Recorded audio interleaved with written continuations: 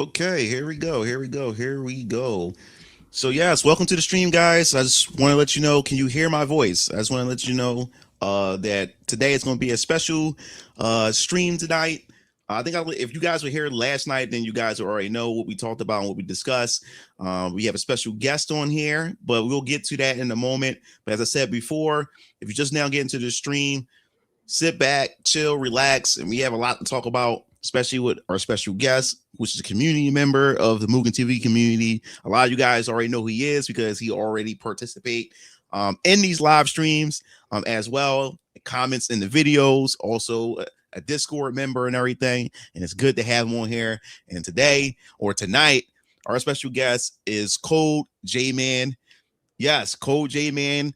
Tell everybody about your channel, and we're gonna get straight into the topics of this video and stuff. So go ahead, let them know, give them a little history of who you are. All right, guys. Yeah, thank you so much for having me. But yeah, dude, I started my channel in 2022. I actually wanted to start it maybe a little bit earlier, but yeah, man, it's like ever since I was on my, I think, freshman or sophomore year of community college, it's like I always wanted to essentially like just put myself out there, express myself, because like as I started entering my 20s, I kind of just didn't want to be like continue living like an average life, you know. It's like I just wanted to express myself in some sort of way while also still holding my hobby, being like, you know, video games, animes, all that kind of stuff, all of that nerd things. And it's like I just wanted to express myself in some sort of way that was both productive and a good use of my time to essentially prove both to myself and I guess to my other family members that there is value in the things that we do love and that we do cherish. And yeah, when it comes to my channel itself, talk about a lot of video game stuff. I do reviews, I do video essays, retrospectives, all that kind of stuff, just covering like so many cool things and trying to like bring a variety amount of content like at the forefront and such. So that's pretty much me. Oh, awesome, awesome. And I'll make sure to post your videos or post your channel and the link in the description. And also I'll post it in the chat as well for people to be able to go check you out, subscribe, and all sorts of things like that. We're gonna go into the chats real quick so I can see who's here and everything. What's up, Omega? What's going on? What's up, Neo? What's up, Derpy? Glad you here. What's up, Alarian?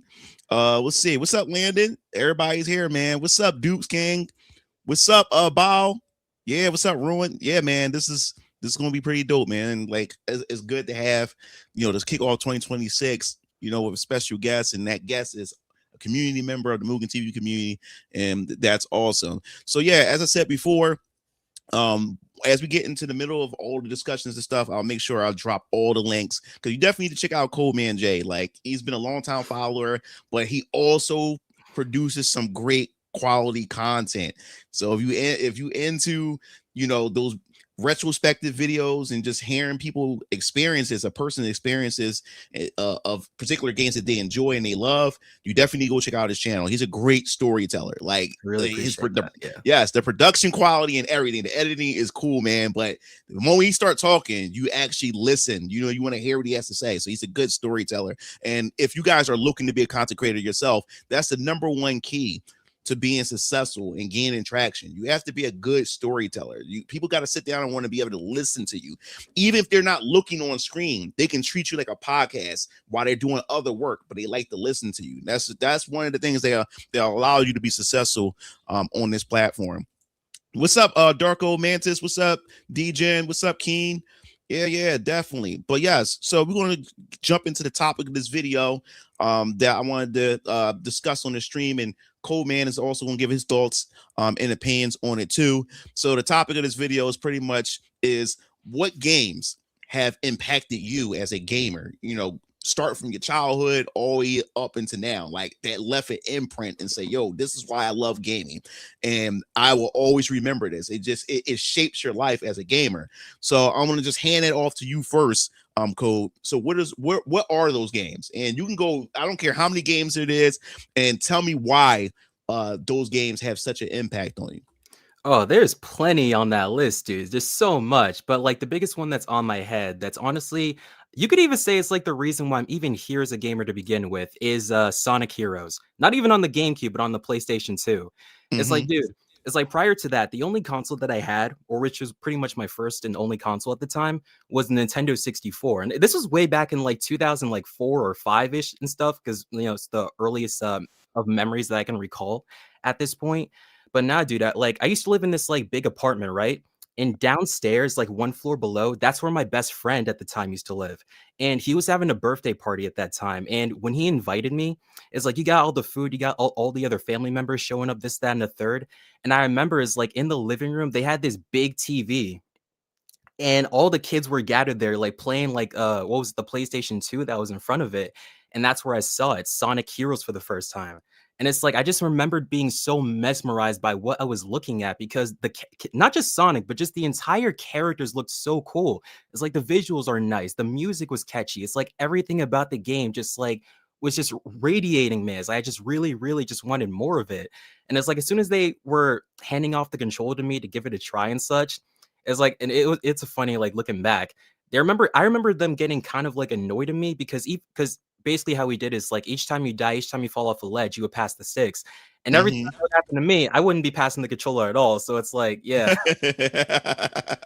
nah, dude, it's like I remembered when I went home that day, all I wanted to do was like play more, just think about Sonic Heroes or just Sonic in general, like for the entirety of that day. And eventually, when I did get my own PlayStation 2 with my own copy of Sonic Heroes and Sonic Mega Collection Plus, which is pretty much how I got to experience like the original, like classic Genesis Sonic the Hedgehog games, I just became a big Sonic fan right then and there. It's like, and not even just that, it's also introduced me into like the world of like being a gamer and such. Because prior to that, on my N64, as I just mentioned, I had like Mario Party 3, which I'm pretty Hmm. my first Mario game. I think it was like the 8-bit Super Mario Brothers game on like PC or Right. something. But with Mario Party 3, I think I also had like one of the NBA games. Either it was NBA or football, I don't forget. But that was pretty much like my only console I had at the time, like prior to that. But no, once I got my own PlayStation 2, that was pretty much like the Sonic console. The only like I got, what was it, Sonic Heroes, Sonic Riders, Sonic Unleashed for the PlayStation 2, and the only other oh yeah, Sonic Mega Collection Plus as well.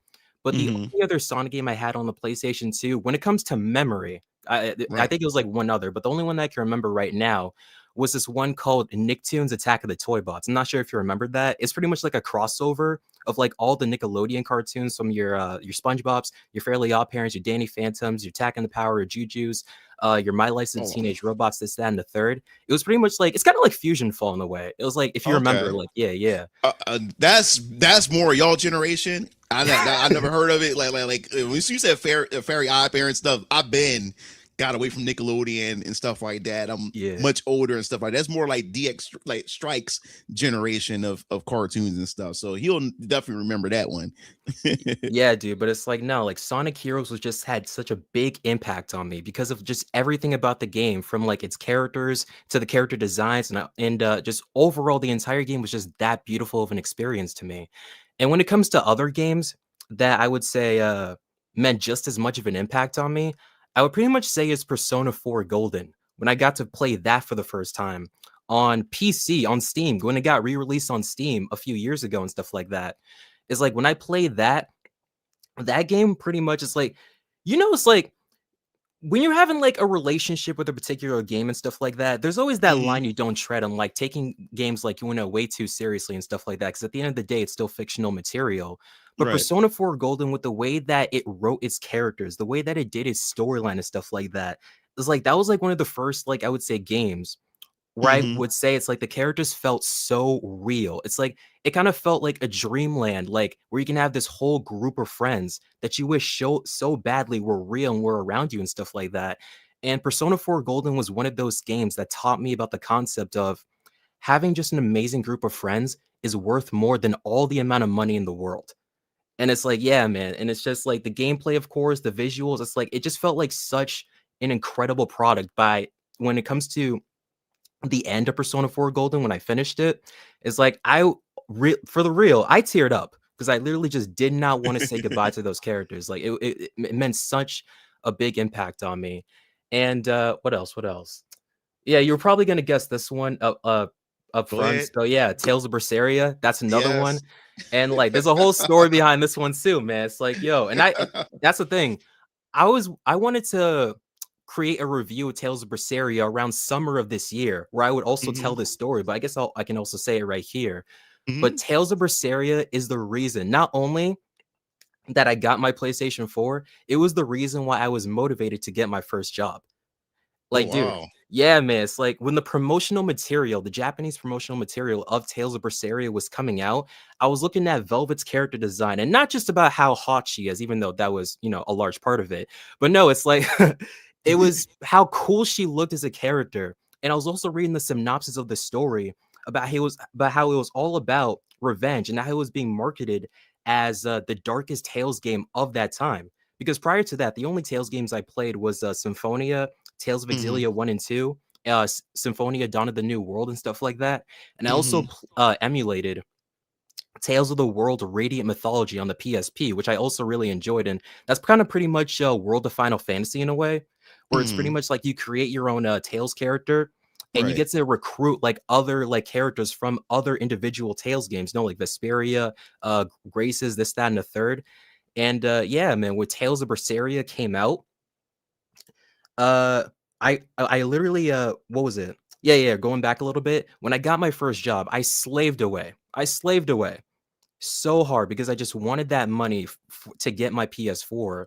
Because the thing is, my parents, they been finished like getting consoles for me. It's like they pretty much wanted me to Mhm. like get off of like my video game phase at around 2010.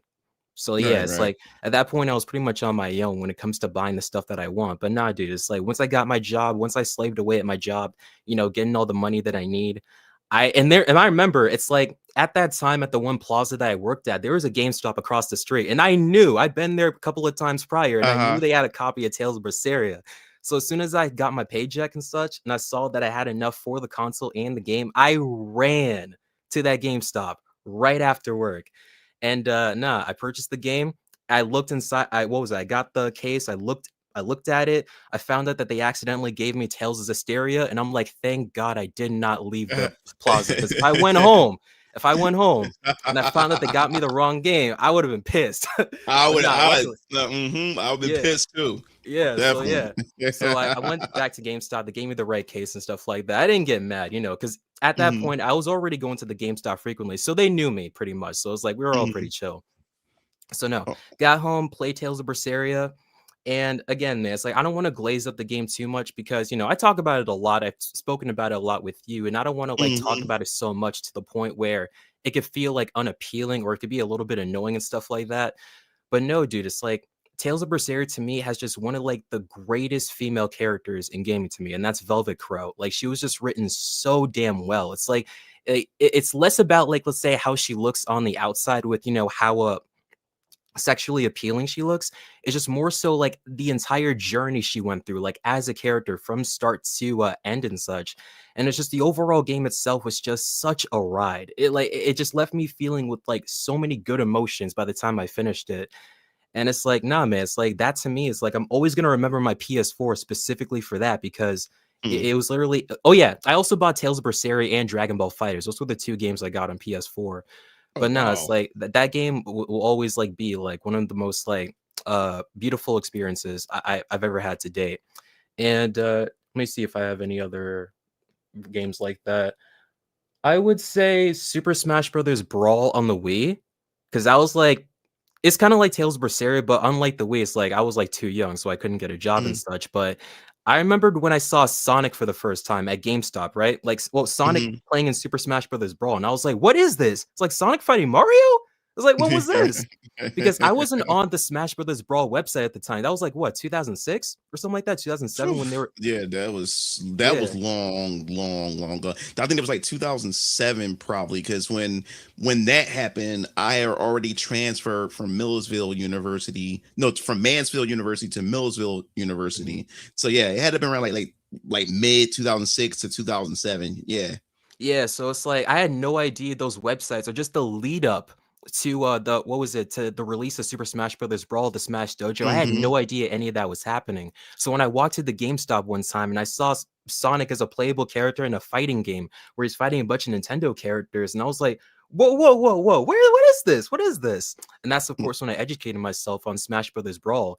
And by the time I Hmm. got an opportunity to buy a new console, because after that, my PS2, I pretty much sold it, which I pretty much regretted it. I regretted it. But uh, once I had an opportunity to get a new console, I wanted a Wii.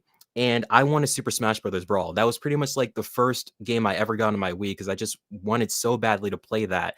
And ever since then, man, it's like it was like the go-to game for me and my cousins to play together, like in general, because it made us Hmm. bond with each other, both with the regular Smash battles and the Subspace Emissary. That's one we loved playing the most. We loved the Hmm. Subspace Emissary, yeah. And funny enough, Smash Ultimate was also the first game I got on my Nintendo Switch, so I kind of find that to Oh. be really cool. But if I was to think of like any other game that had that same impact on me, I would say maybe Trails in the Sky's first chapter. Hmm. Yeah, Trails in the Sky first chapter because it just taught me like the beauty of just like of how amazing retro games can still be today. Because people to this day, we still talk about Final Fantasy VII. We still talk about Hmm. what was it, Xenogears. We still talk about all of these different games from the Hmm. PS1, PS2, and I don't know if you want to count PlayStation 3 as retro now. I have no Oh idea. no, it is retro. It is retro. It's Yeah, it's retro at this point. yeah, it pretty much is. Yeah, but it's like, but Trails in the Sky first chapter, it came out in like 2004 on like the PC and stuff like that. And regardless of how like dated the visuals are, it just has like it was just such a vibe to look at. It was a vibe to experience and to see like Hmm. how the characters were, how the story was being told and stuff like that. And even the gameplay, it was still incredibly fun. It was still incredibly intuitive when it comes to the turn-based combat that they had in Trails in the Sky first chapter. And I just really, really enjoyed it. And it's like that was my second Trails game. My first one was Cold Steel 1. And Hmm. I remembered when I finished Cold Steel 1, I had everyone telling me if you want to experience this series in the best way possible, you got to go back and play the previous entries. And at first, I did not want to do that. I really didn't. Because, like, again, going from a game that looks, at least that was modern at the time, at the very least, Hmm. to a game that looks like it could have been on, like, whatchamacallit, the Sega Saturn or the PS1, I'm just like, I don't know about that. Hmm. But then I gave it a try, man, and I never looked back since. Like, it was such a beautiful game. And also, I did actually a couple weeks ago, or no, excuse me, a couple months ago, did finish the remake of Trails in the Sky, and it was Oh, dope. also amazing too. But yeah, man, Awesome. Awesome. I think that's pretty much it on my case when it comes Yeah, to games that really meant the world to me. dope, man. And the fact that you said Sonic Heroes, Yeah. that's a thumbs up right there. I'm gonna read these. I'm gonna read these comments real quick. And also, guys, if you got any questions for Code, definitely drop it in the comment section. And I'll also read them as well. So Talcum X said, Sonic Heroes. I heard that was the worst Sonic game, but it is also my first Sonic game. I kind of think that's how all the characters should play individually as well. I wouldn't say it was the worst Sonic game. I love the hell out of Sonic Heroes. I guess the worst Sonic game, if you want to talk about the worst Sonic game, is Sonic '06. That was at that time, Sonic '06 was the worst Sonic game. But yes, Sonic Heroes, man, that was another game that was such left such an impact on me as well. You know, funny enough, is because during that time, when Sonic Heroes came out, that game had released while I was like near graduating from high school. I was in my senior year of high school, about to graduate and everything, and I had no idea that Sega was releasing a new 3D Sonic platformer, because you got to remember, you had Sonic, the 3D Sonic games you had at the time was Sonic Adventure 1 on the Sega Dreamcast, and then you had Sonic Adventure 2 on the Sega Dreamcast, and that's when Sega was no more. And when Sega was no more, it went over to the GameCube with Sonic Adventure 2 Battle. After that, there was nothing. Sonic went kind of like Ghost. He just disappeared for a bit after Oh. Sonic Adventure 2 Battle. We didn't hear anything from a 3D Sonic. So, despite me being a Sonic fan, when I noticed there was no new game coming, I kind of just like moved on. Now you got Super Smash Bros. Melee, you got all these other games coming out. So Sonic wasn't even in my head. Then one day I walked into GameStop and they had a Game Informer magazine that was at the front counter, and I was resubscribing to a new subscription of Game Informer. And when I went to open it, it had Sonic Heroes, and I lost my mind. And the only reason why I lost my mind was because, one, we didn't see a new Sonic 3D Sonic game after Sonic Adventure 2 Battle, Mhm. but I noticed it was the Chaotix team. And, Yep. you got to understand, the Chaotix team made their debut on a Sega Genesis 32X. And I wanted my parents to buy me a 32X because I wanted to play as Team Chaotix. And that was a Knuckles spinoff. Sonic and Tails wasn't in it. It was just Knuckles and the Chaotix characters or whatever like that. And when I got the 32X, the Knuckles Chaotix game was hard to find. My parents couldn't find it anywhere. So I end up getting other games besides the Chaotix, but now Sonic Heroes is out, and I get a chance to play as the Chaotix team. And not only that, I always wanted a Sonic 3D platformer where I'm able to play as Sonic, Tails, and Knuckles. And now I have a game where I can play as Sonic, Tails, and Knuckles. But it was a team-based game, and it still had that Sonic Adventure aspect where you play different perspectives, but this time it's different teams, and you can see the story play out differently.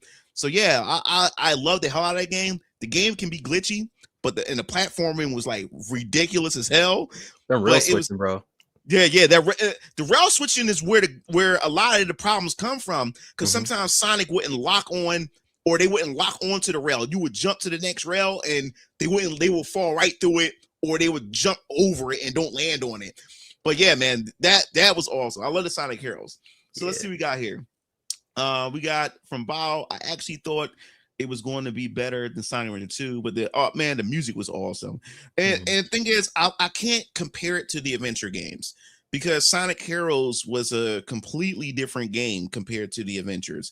The adventures, had their, especially with Sonic Adventure 1, you had the hub world, interconnected stories, and how the platforming and stuff was.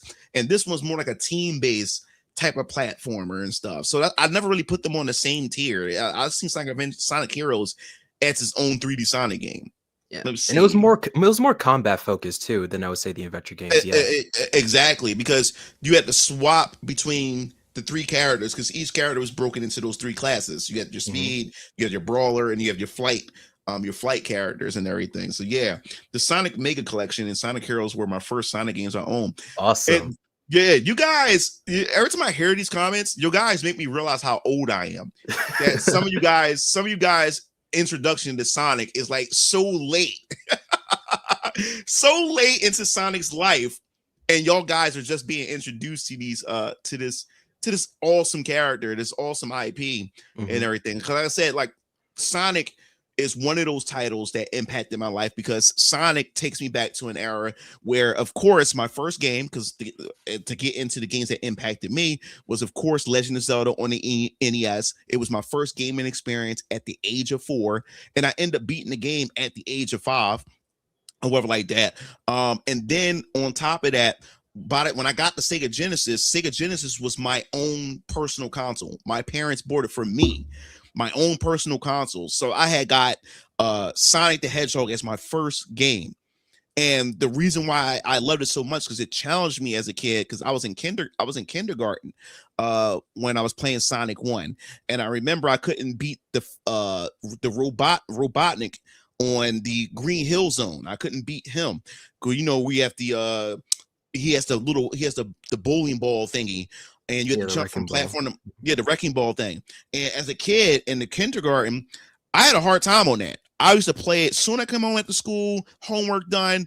I used to hop right in the living room, turn on the Sega Genesis, and play all day while my dad's still at work. Mom was a stay-home mom, so mom was already getting dinner ready, and I'm just sitting there just fiending on that. And I remember that time I beat that level, and I was like losing my mind in the room. My mom coming in thinking I hurt myself, but she saw I was like happy and celebrating and stuff. So I was like, I can't wait till Dad come on. Because I want to show him.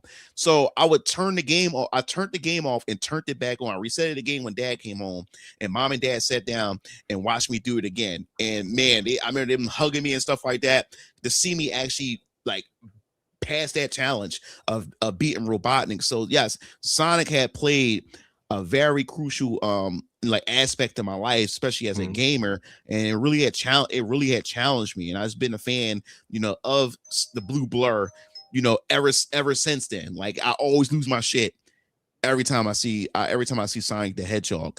But we will continue with more of my personal connections.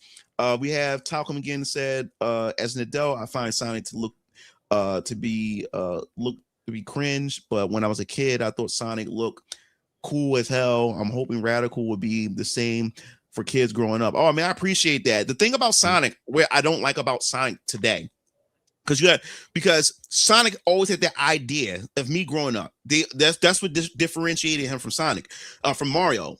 Sonic was cool. It was like you just being cool and just being a badass.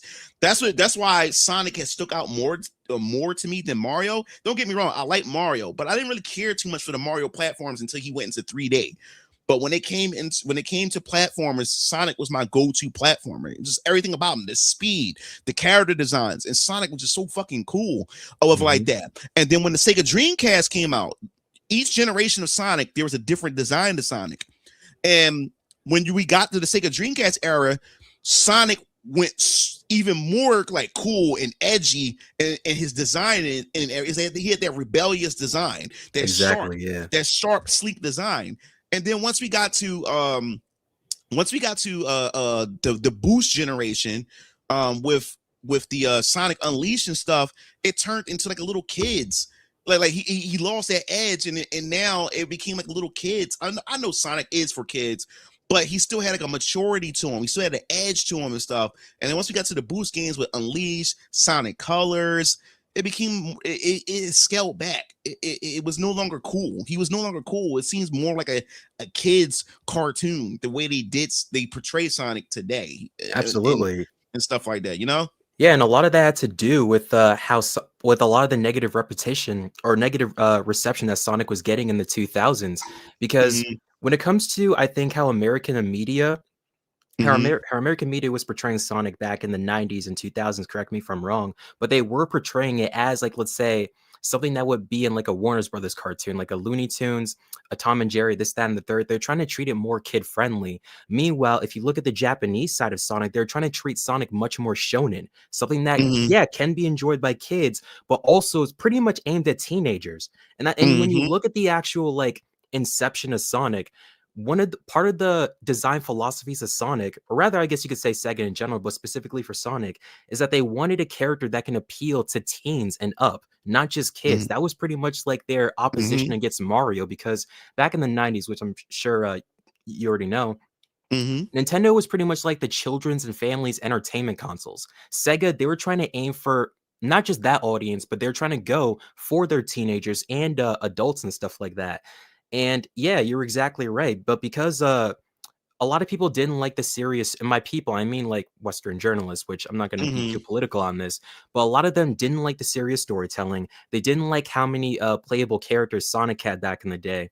And because Sonic's negative reputation is so bad when it comes to him kissing the princess, when it comes to all that other stuff surrounding like the 2000s era of Sonic games, they kept like, whatchamacallit, it's like they really wanted to hone in on Sega to just treat Sonic as much more lighthearted because of his character design. Because one of the things I kept seeing from a lot of people from like the early 2010s when I first started watching YouTube content creators, they kept saying this sentiment of like, Sonic is like this cartoonish character. Why is he taking himself seriously? He's a blue hedgehog fighting against like an egg-shaped human. It's like he shouldn't be taking himself seriously. And I'm like, hold on. Why do we take a dude like, what was it, flying around at nighttime wearing a bat uniform fighting criminals seriously, but we can't take Sonic seriously? It's like, why do we treat like 4, like, let's say, anthropomorphic turtles like fighting crime and stuff like that, fighting against Shredder, but we can't take Sonic seriously? It's like, I don't know why. Like where's the consistency here? Yeah, I never understood that. And the people, even though some people may find it cringe and stuff like that with Sonic 06, with him kissing the princess and stuff, but people forgot that like the earlier concept of Sonic, he had a human girlfriend. It's no different from Jessica Rabbit and Roger Rabbit. It was no different from that. It's just a cartoon and stuff like that. So I understand how people was going in a tizzy when it came to that. And another thing that really frustrated me too is where people keep talking about Sonic has too many fucking friends. I just want to play as Sonic and stuff like that. But I was like, when had that become an issue? And in fact, the reason why I like Sonic Adventure so much was because of the additional characters. And in fact, when it came to Sonic the Hedgehog, when Sonic the Hedgehog 2 came out, I was losing my shit when it introduced Tails.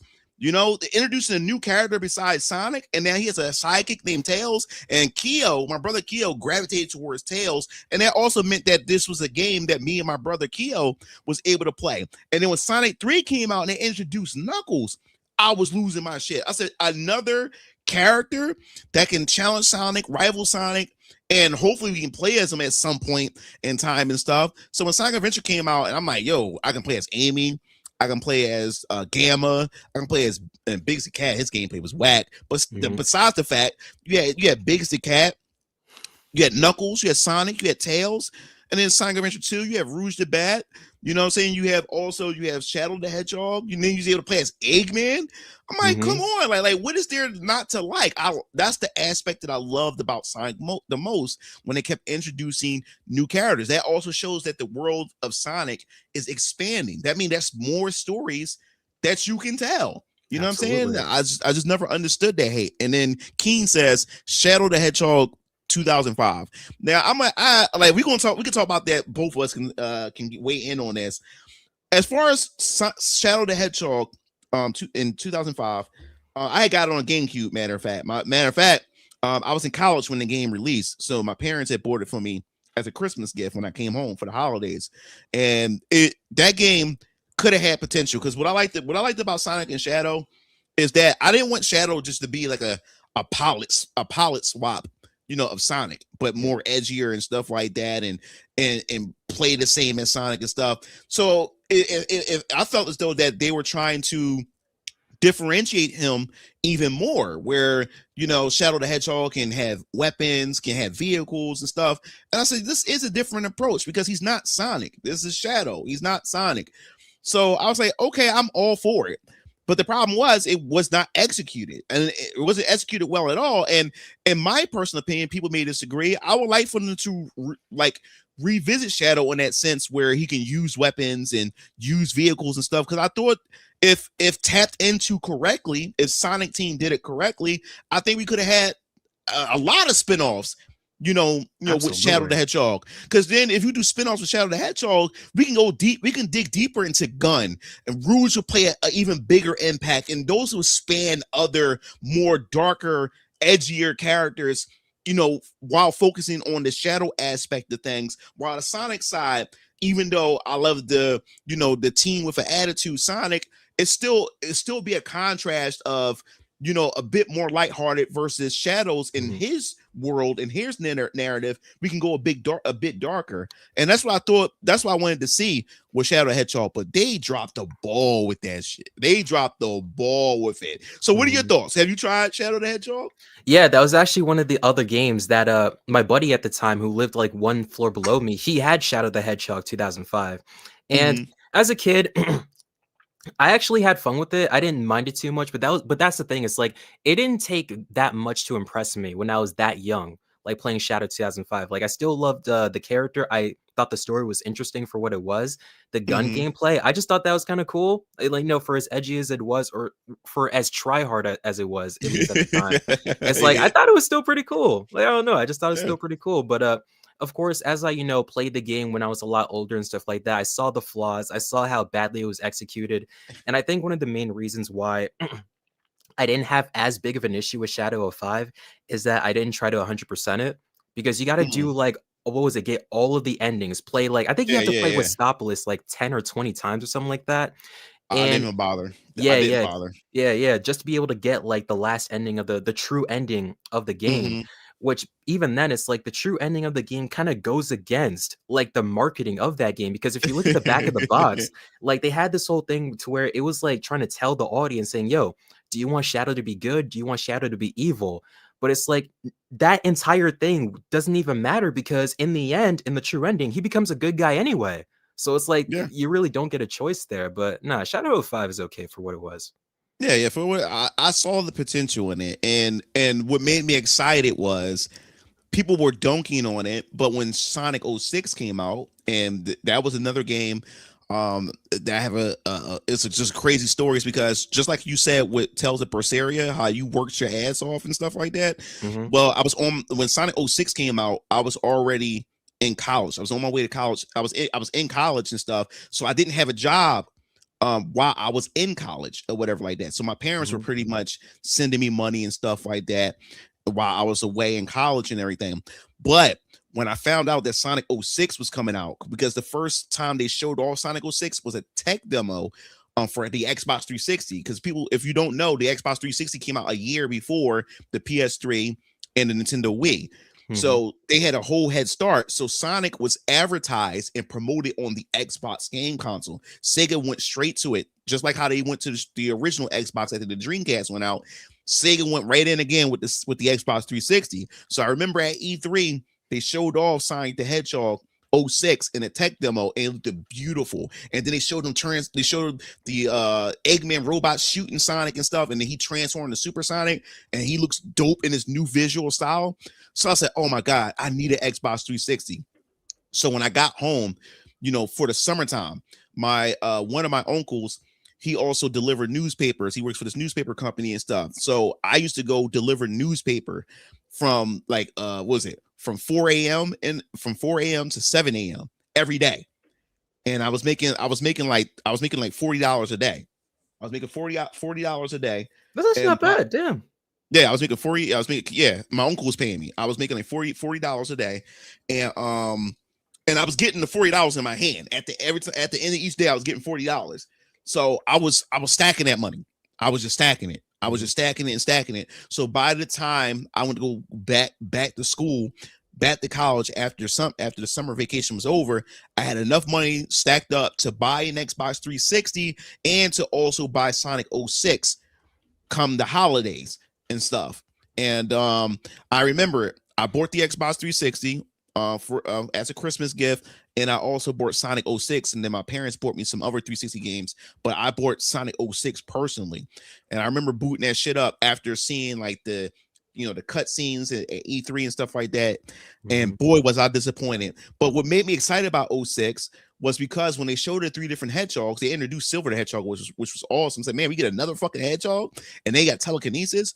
But the thing that excited me is when I saw Shadow, because people were shitting on Shadow the Hedgehog because the guns and stuff like that and Mhm. vehicles. But when I saw the trailer, I saw Shadow once again. He's riding vehicles. I thought that I was said, cool, man. I Yeah. thought that was cool. So they gonna literally they keeping this concept. I said I love it. He's actually different from Sonic and stuff. But Mhm. boy, was that game bad. Was that game bad? Yeah, man. It's like when it comes to '06, it's like the funny part is, and I even talked about it in one of my videos talking about what Sonic the Hedgehog means to me. It's like I never got to play. Actually, I still haven't played '06 like fully, but because like as a Mm, kid, around like the years of like what 2007, 2008, 2009, I would go on YouTube a lot, right? And one of the mhm. things I would do whenever I would have like a plate of food or maybe like a bowl of cereal Yeah. in front of me was pretty much to go on YouTube and just watch a bunch of Sonic videos. And when it comes to Sonic '06, I treated that more as like a Pixar movie. Like I always watch the cutscenes in bulk, just watching Sonic '06 because I just love the way the cutscenes like were directed. I love the movements. I love the Oh yeah. visuals. It's like it had like a really interesting lore to me, and Oh yeah, no, that's pretty much my. that's the thing. That's Mhm. the thing. That's the thing I want to talk about. '06, I would say this. '06 is bad from a design point of view, but the potential was there. Mhm. I liked the story. I liked where it was going. What Nephilis and the Iblis trigger, and I mean, let's be for real. Like Silver is nothing but future Trunks from Dragon He Ball, is. He or is. like that. But I like where they was going with this, and Nephilis was like pretty much, if you break it down, it's actually Nephilis like a biblical reference or something like that, a religious reference, on a satanic type of thing and shit like that. They do. It was a lot of adult themes, mature themes, in Sonic '06, and like I said, it was a much more mature title down by the like I said, Sega does a good job with their cutscenes and their presentation. Like Mhm. it was masterclass. I think they did a masterclass with the cutscenes because literally when I saw the cutscene when they first showed the princess, I thought it was a new Final Fantasy game. But when I saw So many Eggman people come did. down, yeah, I thought it was a Final Fantasy game. But when I saw Eggman, dude, I was in my dorm room. I was like screaming like a fangirl because Mhm. I couldn't believe. No, for real, I was screaming like a fangirl. Ew. And when I saw Eggman, I said, "Yo, why do Eggman look so fucking real? Like he like a Final Fantasy game. Like what the hell? Like Sega, like this is crazy." And the potential was there, but they just dropped the ball mechanically. But this was also Sega fault. Sega rushed the game out because they wanted to have a game out by the time the Xbox 360. It wasn't Microsoft, pushing them. It was more so Sega. They wanted to have that leverage coming out the gate.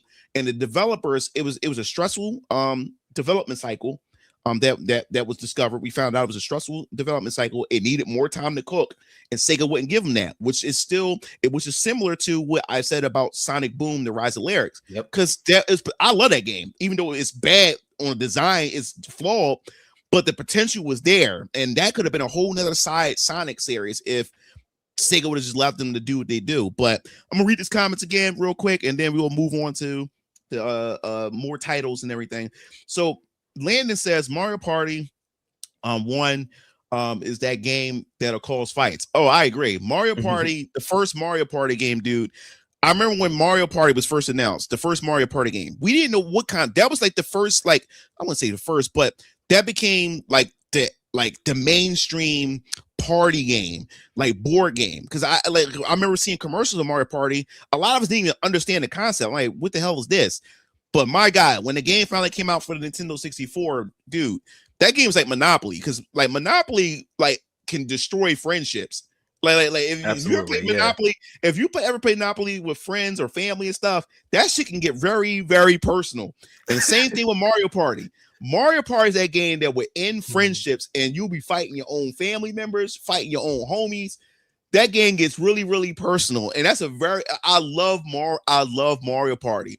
But don't play with the NPCs. They're broken as hell. I hate the NPCs. I hate them.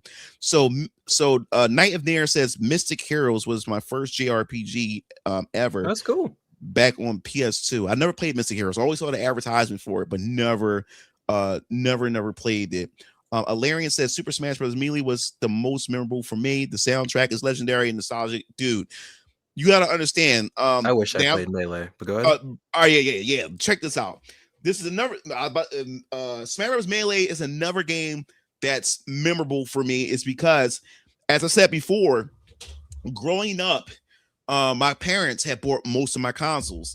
But once I got older, the Nintendo GameCube will always have like a big impact on me in my life. The console itself is because that's the first console that I've bought with my own hard-earned money. I worked a summer job as a camp counselor and everything. I saved all that money up. By the time the summer ended, I had enough money to buy a Nintendo GameCube. And my parents were going to buy the games for me. I was going to just get the GameCube and stuff. And I remember going to GameStop, and the main reason why I really wanted it was because I had this magazine called Next Generation, and it came with a demo disc, like a preview disc, a small little preview disc that you could put in your PC. And it had all the upcoming GameCube games, and it had Melee on there. Bro, you don't know. I don't know how many times I kept rewatching that preview of Super Smash. It's a promo of Smash Bros. Melee, like a little promo trailer, and that shit is only 30 seconds. I watched that shit like a 500 times. Kept running that shit and kept pausing it, trying to look at the levels and the characters and stuff, trying to look for every type of thing, like the pull out of that 30-second fucking promo. But that would make me say, no, I'm working this summer job. I'm busting my ass. I gotta get a GameCube and stuff like that, because I want to play it right away. I don't want to wait till Christmas. I want to buy this console and play it right away. So I remember going to Electronic Boutique at Franklin Mills Mall. My dad took me up there with me and Keo, and my dad was pre-ordering the original Xbox because GameCube and Xbox was coming out that same week. And I remember going up there, and I went to the front counter, and I said, yeah, I want to pre-order a GameCube. And then they told me you said, well, you can't just get the GameCube by itself. You have to pre-order it in a bundle. I was like, what? That's weird. Yeah. So, and that was going on with the GameCube at the time, and the Xbox. You couldn't even get an Xbox by itself. You had to get it bundled with other things. So I had to get I had to pre-order 3 games. I had to pre-order 3 games, a memory card, and an extra controller. And luckily, which my dad was so proud, was because I had enough money to just pre-order 3 games, the GameCube itself, the memory card, and the controller, without my parents' money, without my dad's money, without my parents' money or whatever. I had that much money stacked. So I was able to get that, but I had to choose from a list. And I remember that Melee wasn't even on the list. I said, "Yo, where's Melee?" He said, "Oh, they don't come out on launch because that was supposed to be a launch Wow. title. That was supposed to come out. There's supposed to be a launch title." I said, "Where's Pikmin?" "Oh, that's been delayed to Christmas." So Smash Brothers was delayed during I believe it was the Thanksgiving holiday, and then Pikmin was delayed until to the Christmas holiday. So those were the two games that I really wanted to pre-order. So I had to choose Luigi Mansion, Star Wars, Rogue Squadron, and Super Monkey Ball or whatever. But anyway, once I did get Melee, dog, I played that game for hours, hundreds and hundreds and hundreds of hours, bro. And Mhm. it was so much content that you was able to collect trophies. Oh man, the soundtrack, the orchestral soundtrack of some of my my favorite hits, of Nintendo titles and everything. It was a nice, rounded full package for Super Smash Bros. Melee, man. And like even after my brothers and them stopped playing it, I still continue to play it. And this is before I knew about the competitive scene. Even without the competitive scene, I was still playing that game. And I used to take my GameCube to my high school when we had our little like parties or holiday like parties and stuff. I used to bust everybody ass in that game. But yeah, man, I loved me some Melee, dog. I loved it. Let's see what we got here. Oh, all right. Landon says, "Yo, Code. You ever play Enchanted Arms?" Uh, what was that again?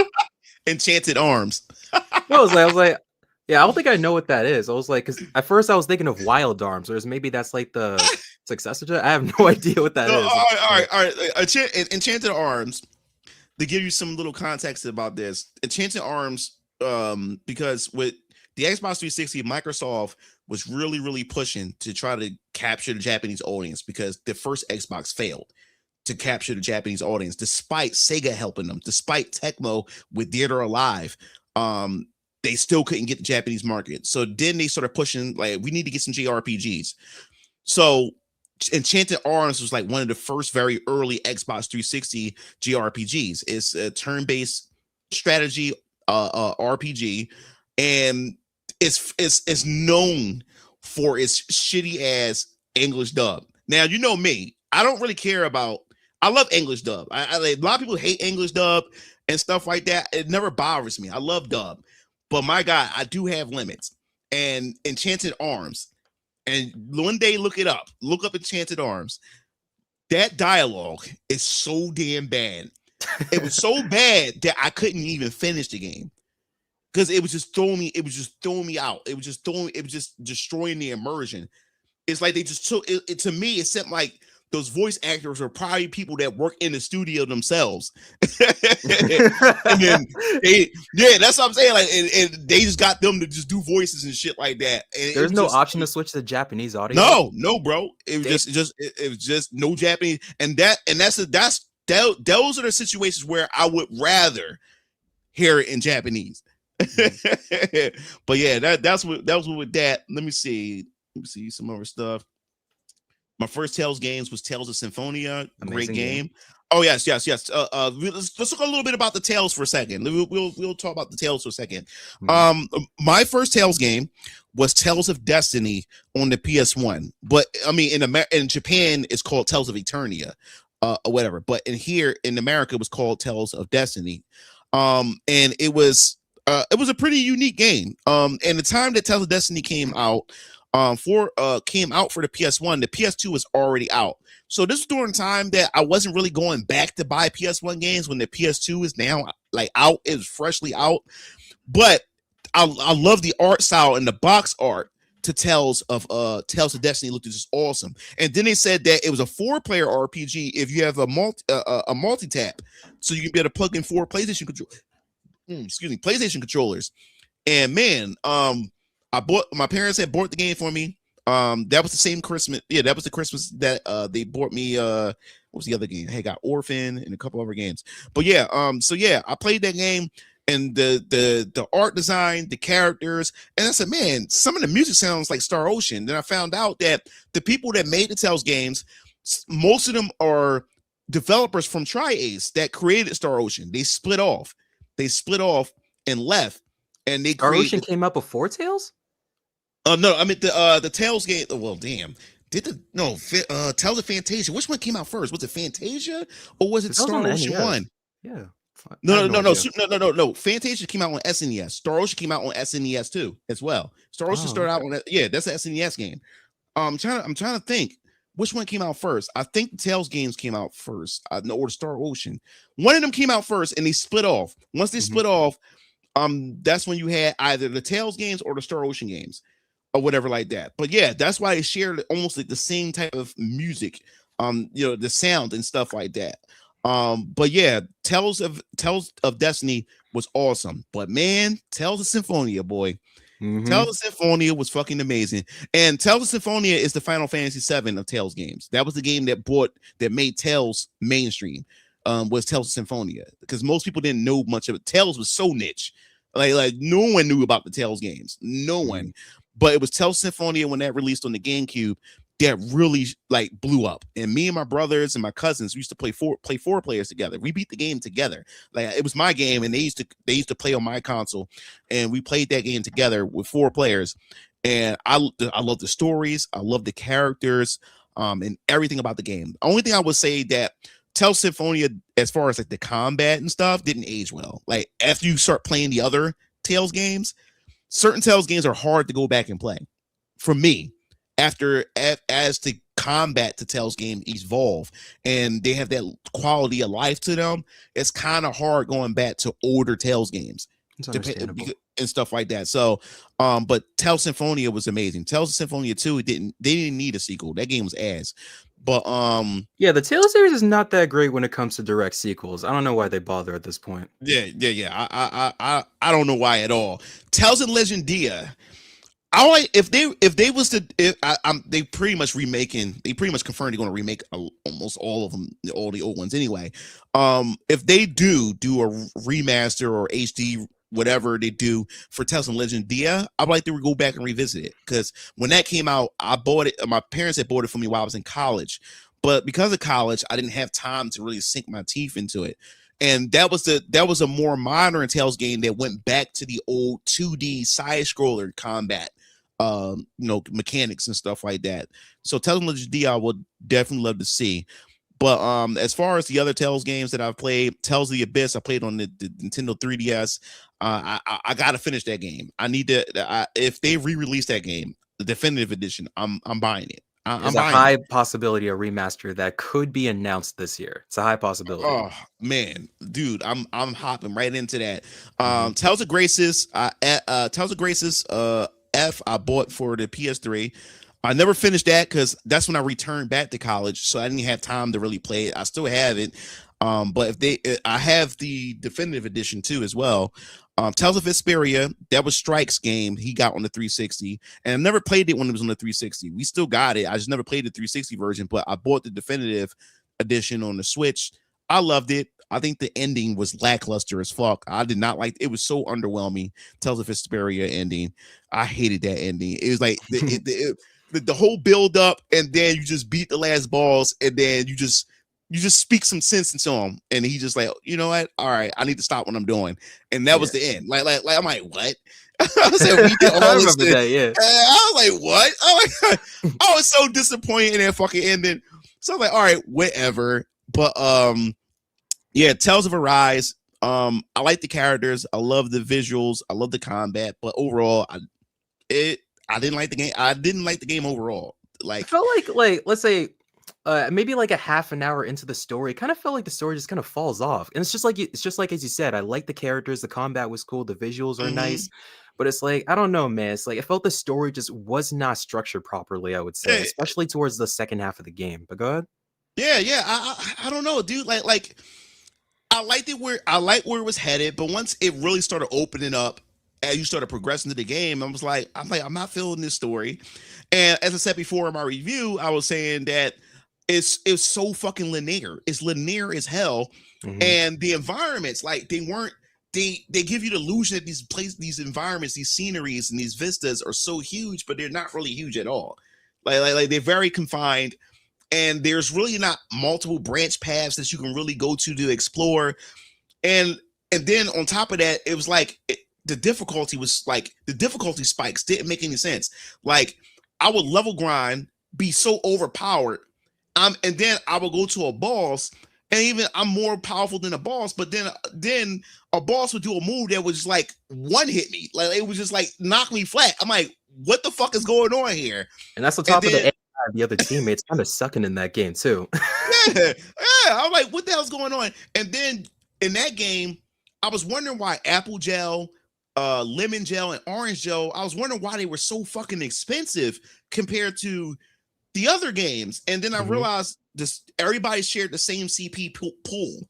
So you couldn't really use magic individually for each character. Everybody shared that same pool. So that means you had to be really conservative when it came to your CP, because even when trying to buy orange gel was like 300 gel, like 300 gil or whatever the currency was in that game, 3,000, 4,000. I'm like, why is it this fucking expensive just to buy one gel to restore my CP? Then I found out that the game had an in-game store where you was able to buy, potions that can raise your experience points and all this other nonsense. So it's like, okay, so this game is artificially difficult. It's an artificial difficulty, so it can encourage players or try to push players to use that in-game store. I was like, I'm done. The crazy part is about that, like for me, dude, it's like I had no idea that all of the best moves were like hidden behind the DLC, because what made me buy the DLC immediately was pretty much the swimsuits. So it's like, yeah, that was the case of me like thinking with the other head and stuff like that. But nah, dude, it was like I had no idea, because if I knew about that beforehand, where they made all the enemies ridiculously powerful just to encourage players to get the DLC, I would have never bought that either. Yeah, bro, because I was wondering as I got to like the middle of the game, leveling up became difficult. Like my characters weren't leveling up. It was getting harder. Like I'm killing enemies, but they're not giving me experience points. A lot of experience points enough to like actually level. So I'm spending hours just to go up one or maybe like 3 levels or something like that. I'm spending hours. So I'm like, what the hell is going on? So then, like I said before, Strike told me that, yo, there's this temple that you can go to, and you go to the bottom floor. There's a bunch of birds. Each battle you win, you go up. I think he said you go up a level each fight. So when I went down there, each fight that I win, I go up 1 level, or was it 2 levels? I can't remember. Kind of remind me of Lost Odyssey a bit. But yeah, so when I went down there, I stayed there. He said, stay there from level 40. You can go from level 40 to level 70. Just stay down there and just keep doing it until you hit level 70. Because once you hit the level 70, those fights no longer give you make you go up a level per fight. Now you have to fight a couple of fights to go up a couple of levels. So I did that. That's the only way I was able to overcome that. That it was just ridiculous. So I ended up beating the game, but overall I didn't even bother the DLC. I didn't bother the DLC at all for that game. I was actually kind of annoyed when they did that DLC, because after Tales of Arise released and such, we didn't get to see any news of Tales game for a while. There was like a big of like Tales content, and I remember, I don't know if this was like at like a Summer Games Fest or what you call like a Game Awards. I forgot which event that this was, but when they finally did give out news of some sort of news Tales product, and I found out it was going to be a DLC of Arise, I was like, why did they waste their time making a story expansion DLC for a game that did not need that, instead of taking the same resources and investing it in a new Tales game or a remaster and such? Like, to me, I just saw that as a waste of development time. Yeah. I to me, it seemed like Bandai Namco probably don't know what the fuck they want to do with the Tales series. Let me see. Decade said Devil May Cry 3 and Tekken Tag Tournament 2 made an impact on me. Made me love fighting games and hack and slash. I mean, I'm not really into character action games like Devil May Cry and stuff like that. But everybody loves DMC3. Like everybody said that's the best one. Like DMC3 is the best one. Super difficult and so much crazy shit you can do in that game. Tekken Tag Tournament 2, I haven't played. I have Tekken Tag Tournament 1, but I haven't played Tekken Tag Tournament 2. But a lot of people said Tekken Tag Tournament 2 is just difficult as hell. It is a difficult fighter, but it's a pretty good one on top of that. And then Landon says Super Smash Brothers for N64. You had to be there. Yes, you definitely had to be there. I love Super Smash Brothers 64. That was one of the most played 64 games I've ever had. Like I played the fuck out of that game. I played the living hell out of Super Smash Brothers 64, and that was like the highlight game during game night. with my dad, my uncles, and my cousins and stuff like that. Super Smash Bros. 64. It was Super Smash Bros. 64. We did Star Fox. We did GoldenEye. We did WCW versus NWO. We did a lot. We did a lot of those games on 64 back then, and we was really super competitive when it came to that. But yeah, you had to be there. He said, let's see. He said, waited 2 years for Brawl and never got it. Damn. Let's see. I also love Blaze Blue and Ragna is good at Pro Tag. I love Cross Tag Battle. That's a good one. Oh, I love Cross. I'm definitely gonna play. I'm definitely gonna do some live streams playing some Cross Tag Battle. I love that game. I love Cross Tag Battle. Let's see. Let me move ahead. Metal Gear Rising left a huge impact to me, and Armored Core 6. I never played. I was like, I played the Metal Gear games, but I'm not big into playing them because, like I said, when it comes to Kojima, like the nigga might as well make movies. Like I enjoy watching Metal Gear than playing it, if that makes sense. Armored Core series in general was another like foundational game that had a lot of impact at the time, especially like if you was into the mechas and stuff like that. My dad was into it. My uncle was definitely into the mecha stuff. I remember if you had a PS1, they used to have link cables, so you used to be able to link your PS1s together to play those multiplayer games. And Armored Core 1 was one of those games that my uncles and them was really heavily invested in. Like they used to make my uncle used to make this. He made this one mech that looked like Samus. Like he had like a Samus mech, and he had we could drop bombs like Samus and stuff like that. That was pretty cool. My dad makes some awesome mechs as well. So my dad used to bring his PS1 around to my uncle's house, bring his setup, and they used to go at it for hours and stuff. But let's see. Ninja Gaiden 4. He said, I was thinking Slitterhead yesterday. Talcum says, I still think Sonic needs a reboot. Sega is in this. The thing about Sonic is you don't really need to reboot it because there's always a different generation of Sonic. He just go through a generation. You know what I'm saying? I think with Sonic right now is we need to get the fuck out of that boost shit. I don't like. Absolutely. We need to get out of that. Now, people say they love Frontier. Me, I don't fuck with Frontiers because to me, despite people say the story is great and stuff, that's another experimental game. I don't like how the game looks as far as it looks like stock assets, like generic stock assets, generic enemies, and he just took Sonic and just threw them in there and just threw rings, threw bumpers, and then called it a day. I like, and then they still have to rely on those dimensional stages that call back past levels. I'm like, I hated the cyberspace stages, and it's like even when I finished Frontiers, it's like I liked it, but when I saw when the credits were rolling, I said to myself, I'm afraid I'm gonna dislike this game as the years go by, and that's exactly what happened. It's like it's just one of those games to where it's felt, I can't call it lazy per se, because it did feel Sega or a Sonic team tried with this one. It just felt as if they just did not know what identity they wanted this game to be. It just felt like a mishmash of so many different ideas. No, that's what I'm saying. Like I said, right now they don't know what the fuck they want to do with Sonic, and they want us to pay money to experiment for them. I said I'm not engaging in this shit. So I said I'll come back when they actually know what the hell they want to do with Sonic. Talcum says, do you guys want Sonic to have a human girlfriend? Would Radical have a human girlfriend? To me, it didn't bother me if he had a human girlfriend or not. It was just that was the thing. Like I said, back then Roger Rabbit had Jessica Rabbit, stuff like that. And Sonic used to have one in the comics and his early conceptions and stuff like that. But it didn't really bother me. Now, as far as Radical the Porcupine is concerned, he would have a humanoid, girlfriend, a humanoid anthropomorphic character girlfriend and stuff like that. For me personally, and everything. But let's see. Fun fact: the Sonic series have characters that die in the game. So I was all right with Sonic with Shadow. Let's see. Let's scroll down.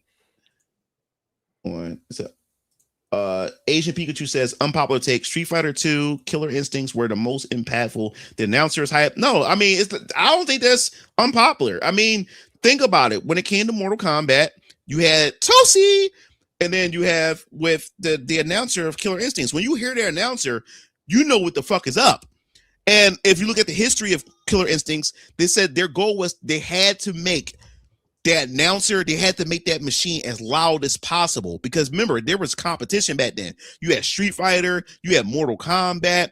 You had your SNK fighters. So they said that the moment you walk into the arcade, you was able to hear the announcer from wherever you was at in the arcade, and that's what make you go follow that sound. Perfect marketing, perfect marketing to be able to sell those arcade machines for Killer Instincts. So I don't think it's unpopular. I really don't. The link was the reason why I bought Melee, and I was glad I did. It's the best game at the time. Hours well translated. Sonic Adventure 1 and 2. Let's see. Let's keep scrolling down. I need to catch up on everything. Tales of Destiny Director's Cut is based. Hope the sequel gets a full translation soon. Fantasia, Star Ocean came out. Okay, yeah. So Fantasia came first, and then it was Star Ocean. Okay, yeah. So Tales came first, then Star Ocean. Legendia Legendia was a strange game. It definitely was a Radical Dreamer. PWX says PS2 game Tales of Legendia 7 out of 10. Yeah, I mean, like I would like if they do it, they most likely will because they said they're going to do a bunch of them. So I would definitely. I would like to try that out. Yeah, me too. Yeah, I would definitely pick it up. Bandai is a company who doesn't know how to sell things. Well, Bandai was a toy company. They knew how to sell stuff. Bandai was very like Bandai was a childhood name for us back then with toys. Like Bandai was a big thing. Now that they merged with Namco and stuff like that, it's a lot of politics in that, and everything. Let's see. I think let's see. Since you spoke about Velvet Crow a while ago, I first discovered her because of how similar she is to Ragna from Blaze Blue. Her Demon Claw reminded me of Ragna's Demon Claw attack. So what do you say about that? Yeah, like that's actually something that I've seen a lot on the internet. It's like, are you familiar with the channel Screw Attacks or Death Battle? Like those fan favorite sprite fights? Yeah. That's actually one of their most requested fights, to see Ragna the Blood Edge versus Velvet Crow, because of how similar they are when it comes to design. And I guess story, I'm not too familiar with the story of Blaze Blue, but those two characters are essentially really similar to each other, and that's one of the most requested fights that they've had for like the past few years. So yeah, like the comparisons between the two, yeah, it's fairly common. Oh, dope. And then Caruso says Tales of Destiny 2 needs more love. But the problem with Tales of Destiny 2, I don't think Tales of Destiny 2 ever released here. I mean, if we're talking about Tales of Destiny 2, I'm talking about the Japanese, because they have two Tales of Destiny or whatever. But like I said, our version of Tales of Destiny was Eternia. But if you're talking about Tales of Destiny 2, if you're saying what I think you're saying, Tales of Destiny 2 never came here. I don't even think the first Tales of Destiny, the actual Japanese version of the real title of Tales of Destiny, I don't think none of those titles, both of those titles, I don't believe ever came here. I don't think so. Oh, it's about Eternia. Oh, okay, I got you. But Tales of Destiny 2, the Japanese version, those games never came here. Those games never came here at all. And when I seen those games, I said, man, them character designs look badass. The combat, which is your traditional 2D side scroller combat, it still looked dope. But we never got those. Those were on the PS2, I believe it was. And those never came here. It says the real D got menus translated, but okay. Got it. But yeah, man. But as far as like other games that impacted me, and I said it before, Final Fantasy 7, like Final Fantasy 7, it was just that game, man. Because like I said, my first introduction to Final Fantasy was Final Fantasy 6 on the SNES. I played a little bit of that, but it was my uncle's game. He let me borrow the game and stuff. So I didn't really put that when I borrow games when people lend me games, I don't really invest in those because it's kind of it's not my game. I don't own it. So games that I don't own, I don't really like put my all into it. And he lended it to me, let me try it out. But I played a little bit of 6. But when 7 came, what got me into 7 was because I told you before, Tobal #1, which was made by Dream Factory, which was a fighting game that was a Square Enix fighting game, their own original IP, the artwork made by Toriyama himself, God rest his soul. And it came with a Squaresoft demo disc. Now, back then, if you was a Squaresoft fan, you loved those demo discs because you got a chance to see what was coming up with Squaresoft had in the pipeline, and some of them had playable games. But this one particular demo, which I still have, is a silver demo of Final Fantasy VII, but it had other games you can preview. So the games that you did a preview in the demo was Bushido Blade, because Bushido Blade wasn't out yet. You had Bushido Blade, Saga Frontier. You had the alpha footage of Final Fantasy Tactics, and Yeah, I think those are the only 3 games. And then the 4th game, which was playable, was Final Fantasy VII. And I remember playing that damn game. The when you click on the demo of Final Fantasy VII, the part where it shows the PS1 controller and it shows the polygon figure, which where is it? Where is it? Excuse me 1 second. Grab these real quick. Damn, I didn't know I had this video.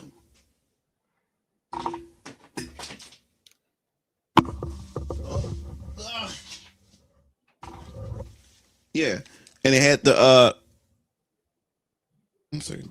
Did I knock it out? This tab is using the okay. I just wanted to make sure. All right, so yeah, so when I clicked on the demo and it showed this polygon figure of Cloud or whatever, I was like, and the way he was moving, you was able to press the button. He does these hand gestures and he's able to move around.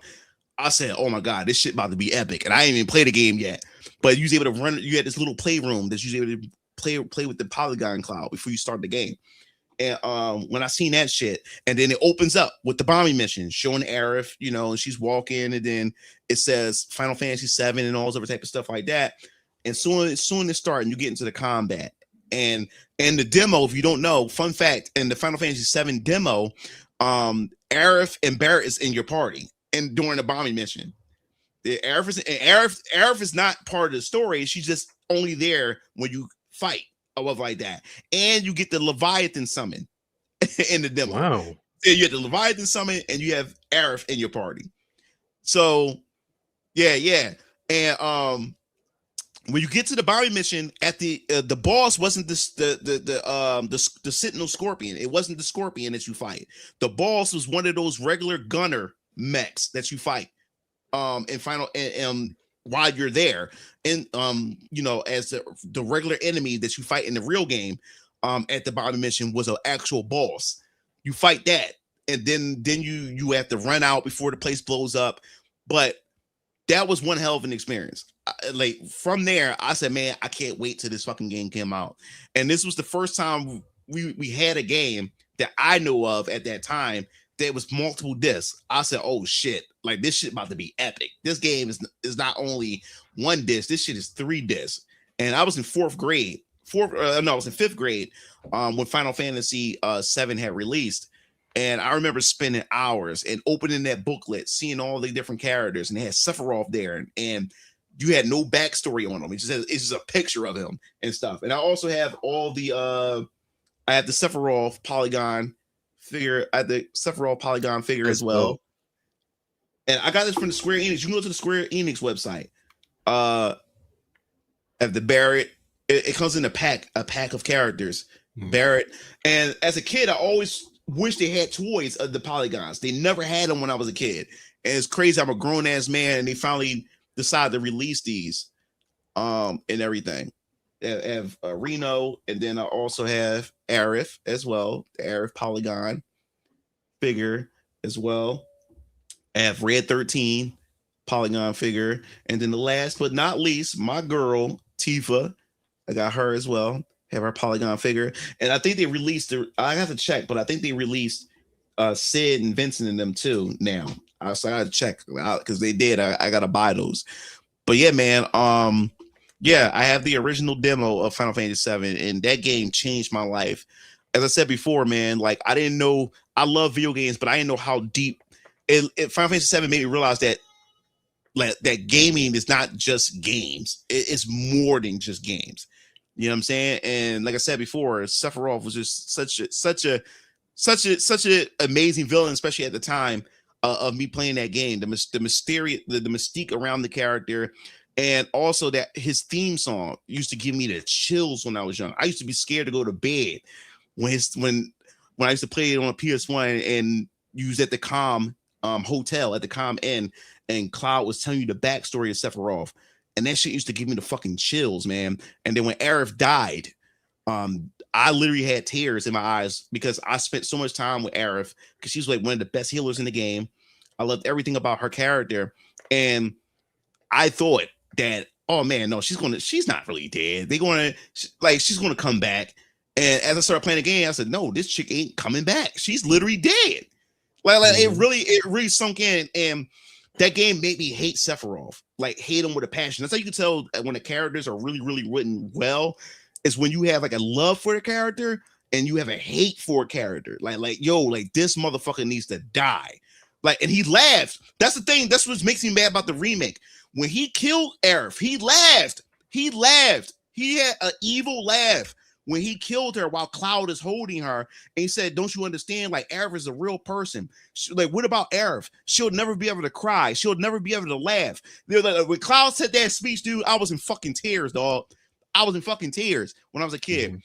But yeah, man, Final Fantasy VII was just that game. And like you said about Tales of Berseria and stuff like that, like when you're done the games, like you saying goodbye to them. And that's how I felt with Final Fantasy VII. Once the game was over, I'm like, and it's like you tell when you relive a game is when you think about like, I wonder what the characters are doing now. Like the game is over, you know, the world is saved or whatever what the current state of that world is after you beat the game. I always think about what they're doing right now. Like, what are they doing? Like, you know, that's how I always felt when it comes to those games. Yep. Let me see. He said, I love Tifa so much. Love her to death. He said, my first experience with Final Fantasy VII was back in 97. I was in 4th grade, and after school, my dad took me to Blockbuster. I remember PlayStation promo next to the entrance, and I rented Final Fantasy VII. He said, I missed those days. Yep. He said those figures are awesome. Oh, thanks, Jocko. But yeah, so like, what's your experience with Final Fantasy?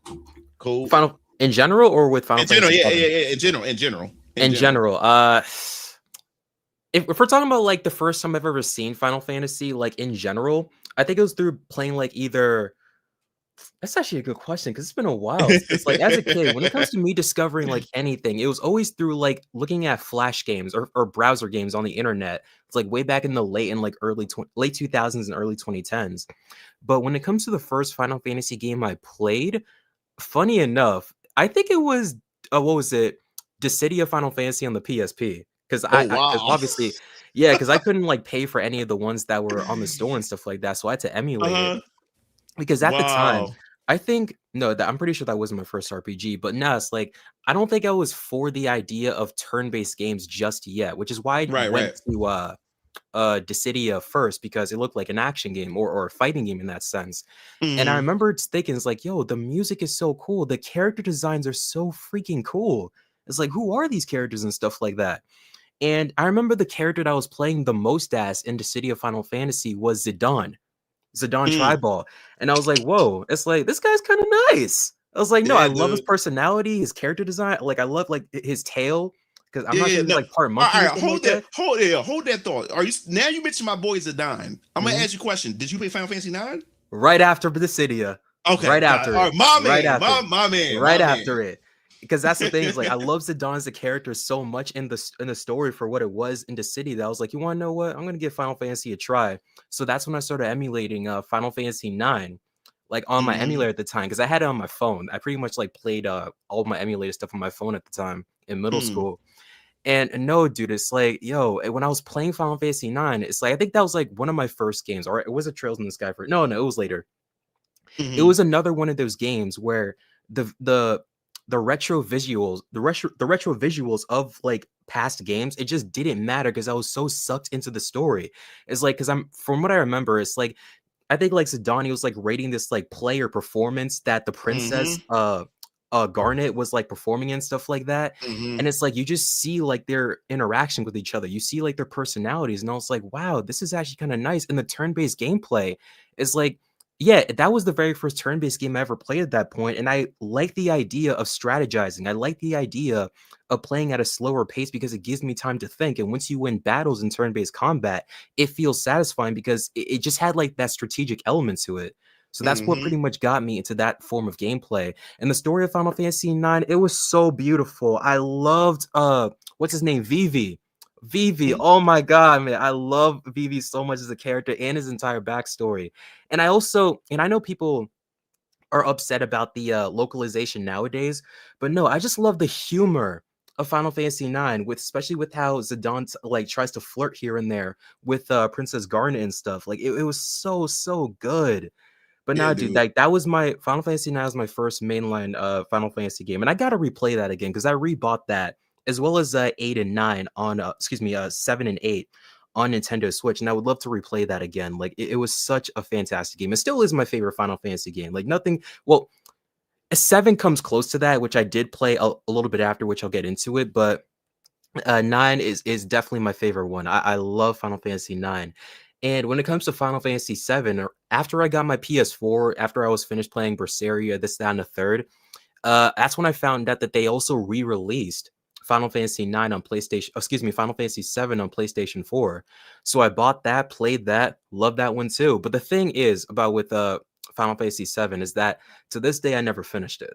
And the reason why is because I read online that in order to get Omni Slash, right, the move that Cloud has, I think you have to play through like a mini game. The golden saucer. Yeah, Yeah, and that's but the thing. Good. but the thing is about Omni Slash, you still get it at the end, but it's I only had- at the end. Are you serious? Yeah, when you that's how you kill Sephiroth. You kill him with Omni Slash. I didn't even know that. Oh my god! 'Cause Yeah. I thought you had to unlock it via like the mini game. No, that's how you get it. That's how you get it early. That's how you get it early. But at the end, when you about to when you beat Sephiroth and you think he died, like you played remake, did you? Oh yeah, I played the remake. Yeah. Yeah, you remember at the remember at the end of remake, you see Cloud and Sephiroth standing like in this interdimensional place that you see like they're in space and they're staring at each other, Yeah, and then the camera Sephiroth. zooms in and showing both of them. Well, that's a callback to the ending of Final Fantasy VII. When you're about to leave the Northern Crater, Sephiroth drags you and pulls Cloud back in. And Sephiroth he's a shirtless Sephiroth, and then it's just you and Sephiroth standing with your weapons out. And I said, wait a minute. I said, yo, I just beat these 3 different forms of Sephiroth, and I gotta fight Sephiroth again. I said, man, what the fuck? And this is when I was young. But soon the fight start, all you have is the option called limit break. You have no other option. It's an automatic win fight. So when you hit limit break, Omni Slash is right there, and then he does the whole Omni Slash sequence. And then that's how you beat him. Dude, it's like I'm telling you, because like, yo, I got to like the very last point, like the very last point in the story where you go off and fight Sephiroth and stuff like that. Right after, I think Cloud pretty much remembers like the entire events of what happened in Nibelheim and stuff like that. I was like, yo, I'm about to go fight Sephiroth, but I don't have Omni Slash. It kind of felt like against the rules, like internally to go. I get you. I get you because when I was young, what made me not beat Final Fantasy VII right away is because I had so many people tell me that, you know, how hard Sephiroth was, and it'll be impossible to beat him if you don't have the Knights of the Round materia. So if you don't know what the Knights of the Round materia is, it's one of the most OP summons in the game. It's King Arthur and the Knights of the Round, and the summon is so long. When you summon it, you just might as well put your controller down, and then I think it's like 12 knights, I think it is, and you had to sit down and watch all 12 knights come in and do their individual attacks, and it takes, I think they take 9,999 with each hit and stuff like that, and you got to wait till all of them are done. Well, what happened was, in order to get that, you had to engage with the Chocobo breeding mechanics, and I like. It's a neat mechanic, but I don't want to play that mechanic if I don't have to. But the only way to get the Knights of the Round materia, you have to breed Chocobo. You get the golden Chocobo. So pretty much what you have to do is you have to do all these side quests. You have to go to the farm, and you have to get these special nuts. You have to get a Chocobo, take it to the Golden Saucer, compete in the Chocobo races, get it to a certain rank, get a male Chocobo, get that to a certain rank, and then you have to find these special nuts, feed it to him, then have the male and the female breed. Then it's supposed to breed then you're supposed to get like a green Chocobo. Then eventually you're supposed to get the red Chocobo and all this other type of stuff. But eventually, once you get the S rank Chocobo and you breed it with the other Chocobo, then you're supposed to get that golden Chocobo or something like that. The golden Chocobo allows you to walk on the water and walk on mountains or something like that. So because it's this hidden place on the world map that you can't use the high wind, which is the airship. You can't use that to land. You can't use it at all. The only way to get there is with the Chocobo, with the golden Chocobo. Once you get there, you meet the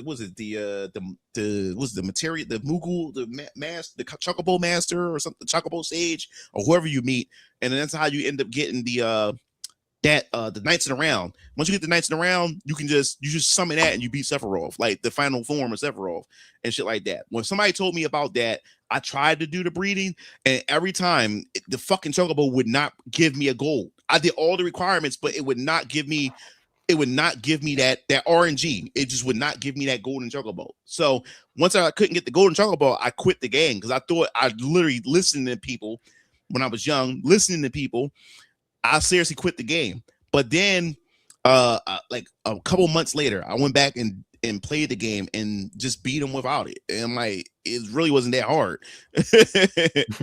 Yeah, but no, hearing that, man, it's like hearing that makes you want to go back and finish it right now. Because if I knew that, because my playthrough of Final Fantasy VII, that was back in like 2019 or 2020, even possibly before that. Yeah, I think it was 2019.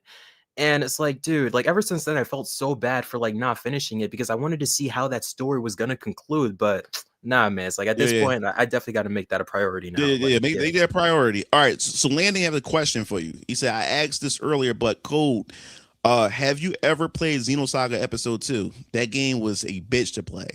Okay, so when it comes to Xenosaga, that's a series I definitely want to play so badly. Same with Xenogears, because first of all, Xenosaga, love the character design of Cosmos. Like just for her, I always wanted to try it, and I actually do have it emulated. Like right now, I have the files right now to emulate the games. But the thing is, there's like this lingering feeling in my mind that not too long from now, Bandai Namco might announce a remaster. They might announce it, so I'm just waiting for that. Yeah. That's another reason why I'm not, because I have Xenosaga episodes 1, 2, and 3 on the PS2. But I, like I said, when you have old consoles trying to set it all up and stuff, I was gonna just wait and see if they do a collection or something like that, or a remaster and everything. But I know for a fact, like I said, you're a good storyteller when it comes to your content and stuff like that. And I love how passionate you talk about Tales of Berseria and how you talk about these games. I'm telling you right now, I'm looking forward to see your reaction and how you talk about the Xeno games, especially Xenosaga. I think, like I said, like Cosmos alone and Xion, you're going to like those two characters alone in Xenosaga. I think those characters are going to pull you in alone. But the only warning I'll give you about Xenosaga is be prepared to sit your controller down, because you're gonna be watching the game more than you're playing the game, because the game is very story heavy, and the game's like a literal anime. They have like each segment has like an opening, like in a sense, like for each segment of the game, like an anime opening, like you watching an anime and stuff like that. Especially when you get to Sakura Wars, damn. But go ahead. Yeah. So when it comes to Xenosaga, it has some rich lore, and I'm telling you right now, you have to like really like. The games get the story gets convoluted as fuck.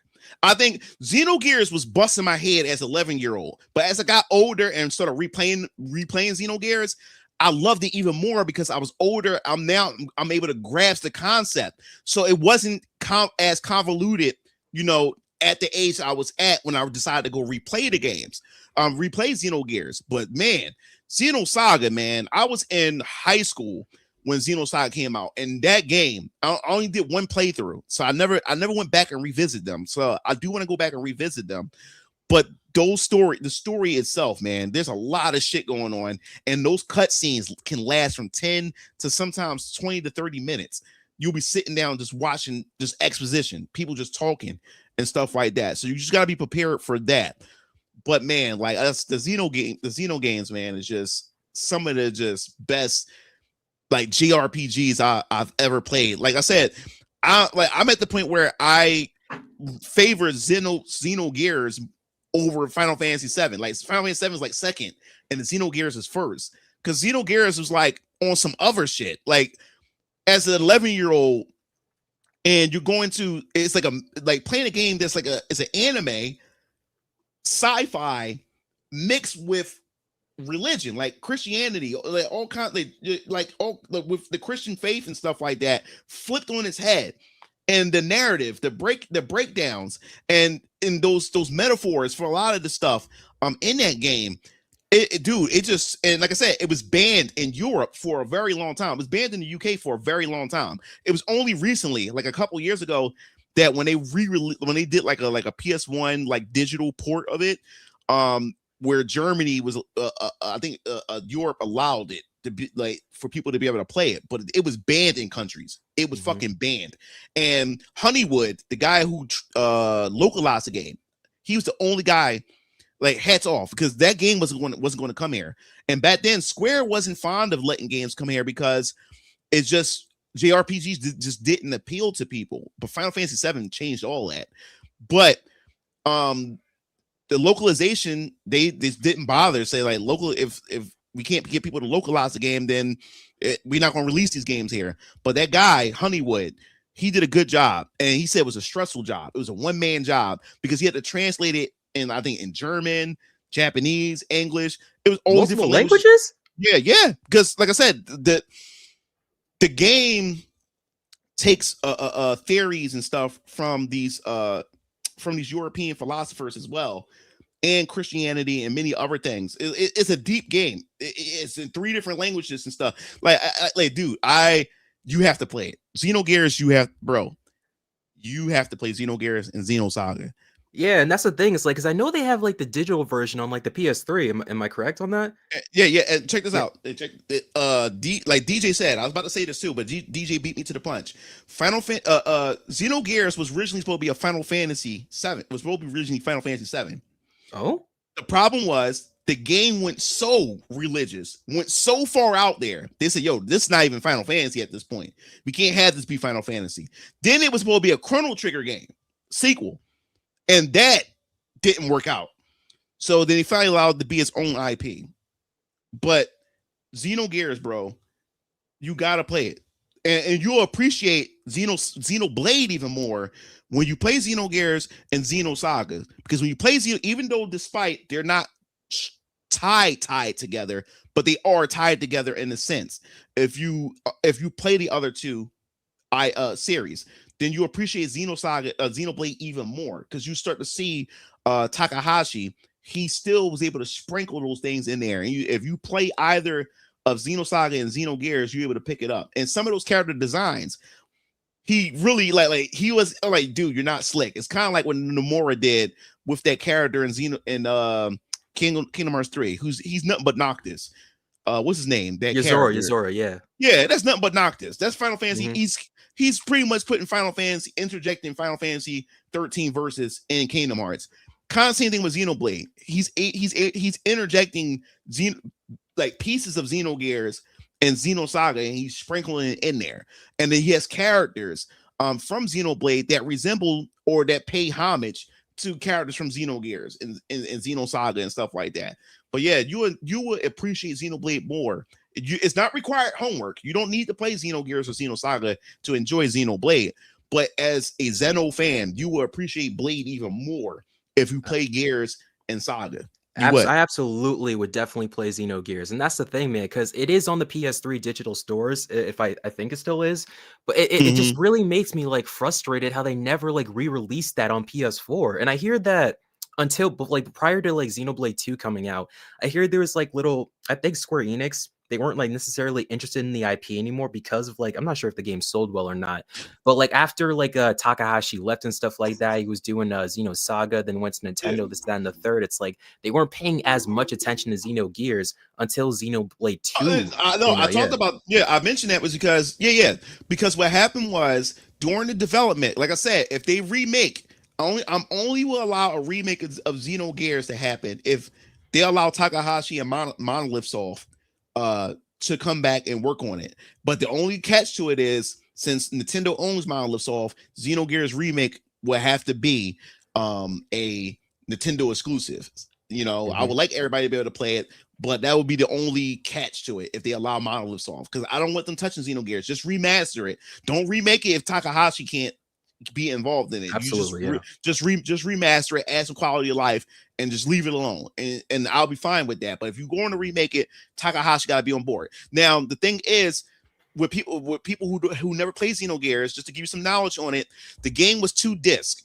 The problem is Xenogears, the game is awesome all the way through. The problem is once you get to disc 2, it has its issues because it becomes what they call them. It becomes like what they call them games. A visual novel, yeah. Visual novel. It becomes a visual novel because they ran out of money. And they ran out of money is because during that time, Final Fantasy Spirits Within came out. That shitty ass Final Fantasy movie that shouldn't be called a Final Fantasy. That movie bombed so bad. Not only that, Square got so cocky because Final Fantasy VII made them so much money, they started greenlighting projects left and right. What they did was, after Final Fantasy VII was successful, they had greenlit Final Fantasy 8, 9, 10, and 11 at the same time. So they was developing 4 different Final Fantasy at the same time while they had Takahashi working on Xenogears. So when the Spirits Within movie failed, that was pretty much almost destroyed Square. Now at this time, Enix was looking to merge with Square at this time before the failure of Spirits Within. Once the Spirits Within failed, Enix said, yo, we want to hold back on the merger or whatever like that. Y'all got to sort this shit out or whatever. So what happened was, while he was in the middle of Xenogears in the development, they realized that, yo, we got to recoup this money back. We're going to just focus on Final Fantasy. We can't focus on any other IPs, under our umbrella. And that upset Takahashi and his team because they was telling them that, yo, we can't give you the money that you need for the progress for Xenogears going into the second disc. And Takahashi was upset, and they told him, they gave him an ultimatum: you either work with the budget you got, or we just cancel this game. So that they had to work with what they got. So when you get to the second disc, which was so sad, was because you don't play the game. It's a visual novel, and as Faye and Ellie, are talking, it's nothing but a wall of text that you just read, and then you get a boss fight. Walls of text, a boss fight. Walls of text, a boss fight. And then after the visual novel part is done, then you're allowed to freely explore the world map to do whatever quest that's over, that you need to finish up before you go to the last boss. And that's the part that that's really sad, that he never got to finish that vision. So I will hope, if they was to do a remake of Xenogears, that if Takahashi come back, they allow him to come back with Monolith Soft to work on it, that I would love to see his vision finally fully fleshed out, where we get an actual disc too, like it actually fully playable and the ideas that he have. But yes, what pissed me off was when Xenoblade got popular, because Xenosaga bombed. Like the sales, it bombed. Xenosaga fucking bombed. It bombed. But when Xenoblade came out and it was successful with Xenoblade 2, that's when Square all of a sudden, I remember this. You go on the website, to the Square website, they start selling action figures. They had all this merchandise of Xenogears out of nowhere. When Xenoblade 2 shot through the roof of popularity in sales, that's when they wanted to capitalize on it with Xenogears. Like, they gave a shit about it. You know what I'm saying? So yeah, man, it was just crazy, man. It was just, it said, Keen said, I'm close to the end of Xenosaga 1, but I'm getting 2 and 3 eventually. 2 is, I will say this, Xenosaga 2 is ass. I hate 2. But I really hate it. The gameplay. I mean, the story isn't bad, but it was just, everything about it was just didn't work out. Just didn't work out well with 2. And then 3, they try to bring things back with 3. But 3, they changed the whole entire gameplay. And that was the only disappointing part about it. Speaking of which, today is the day that both Xenogears and Final Fantasy VIII originally released. Yeah, Final Fantasy VIII wasn't really like the PS1 era, and I want to hear your thoughts on that. Like the PS1 era, which is Final Fantasy 7, 8, and 9. 8 was my least favorite one. I could not get into 8. Like 8 didn't really pull me in. So, what is your favorite? Like out of the PS1 era, if you played those 3 Final Fantasy 7, 8, and 9, which one was the strongest and which one was the weakest to you? I didn't play Final Fantasy VIII, so I can't really Okay. I have it on Nintendo Switch though. Like, I do want to play it someday, but I haven't really touched that one yet. My favorite one is Final Fantasy IX, and I don't want to necessarily say least favorite. It's just I just preferred one over the other, but I guess you could say 7 in this instance. Yeah. Okay. Yeah, man. 8 was okay, man. I think the thing that really turned like the characters were okay. Like the characters, and I think the story just wasn't hitting for me. Mostly the story wasn't really hitting for me. And then the combat, like especially coming from Final Fantasy 7 and then jumping into 8, and every Final Fantasy always do something different, like with their combat mechanics, which I'm all for and stuff. But that Guardian Force mechanics and stuff, where you have to equip summons on your characters, and the only way you can gain HP and level up is you have to have a specific summon equipped to you. And then the thing is, instead of having materia and all this other type of stuff, like I said, 7 was like my actual like Final Fantasy game that I actually played or whatever like that. So jumping into Final Fantasy 8, you didn't have like a materia system where you had like spells that you can just constantly rely on. You had to draw spells from enemies. You had to like absorb them from enemies, and then you had like a limit to how much of that same spell you can carry. And then if you run out, you have to find that specific enemy that has that spell that you're looking for, and you have to redraw it from those enemies. I'm like, oh my god, it was weird. It was fucking weird. And another thing too about 8, the enemies scale with you. Really? Yeah, the enemy scale with you. So that was another thing. So level grinding, you can fucking forget about it. And because what happens is early in the game, Sid in Final Fantasy 8, Sid gives you a lantern. He gives it to Squall, and he said, and it's an actual like item in your inventory. He says, "Do not open this unless you're ready." And I'm like, "What the fuck do you mean by that?" I opened it. It was Diablo summon. Like I said, the game focuses on summon. You have to collect summons because you can equip summons on your characters. That's the only way your characters can like really get HP, increase their HP, and learn skills. You have to have a summon equipped to you. So when I opened that lantern, it was fucking Diablo summon in there. If you beat him, you recruit him. You can actually use him. You can equip him to you and stuff like that. But here's the problem. I didn't know about the enemy scaling at the time. So I said, okay, he whooped my ass the first time. I said, maybe I need to level up. So I waited like midway through the first disc. I leveled up like a motherfucker and went to go fight him again. He was even harder. I'm like, what the fuck is going on? What the fuck is going on? What the fuck is going on? Like, what the hell? But that's what my cousin Malik told me, because he's a Final Fantasy fiend. He breaks Final Fantasy games. He goes in and break these games mechanically and everything. And when he told me, he said, "Oh yeah, the enemy scale with you." I'm like, "What?" And when I was young, I didn't know what the fuck that meant. So you mean the scale? When you level up and increase the enemies increase along with you. So I was like, "Oh, so I'm just making the game even more harder if I go out here trying to level grind and shit." And also, you in Final Fantasy 8, you didn't go to like, you know how in Final Fantasy 7 you go to or any other Final Fantasy back then, you go to an item shop, you just buy a new weapon, you equip that new weapon. No, Final Fantasy 8, like you have to get parts, to create a new gun blade for Squall or a new weapon for your other party members to get those new weapons, like new weapon upgrades and stuff. So that means you have to fight monsters, get those drops and all the type of stuff like that. But yeah, man, 8 was just it was an interesting game, but it just not the storyline just did not hit it for me. It just didn't hit, and the gameplay just didn't do it for me. But if they was, I'm going to revisit it. I will revisit it at some point. But yeah, 8 was okay. 8 was definitely okay. But let's see what we got here. Xenogears has an X-rated scene with main characters. Sex should bring X-rated. If it released, they should take the chance. And games we being censored for what? Graphics.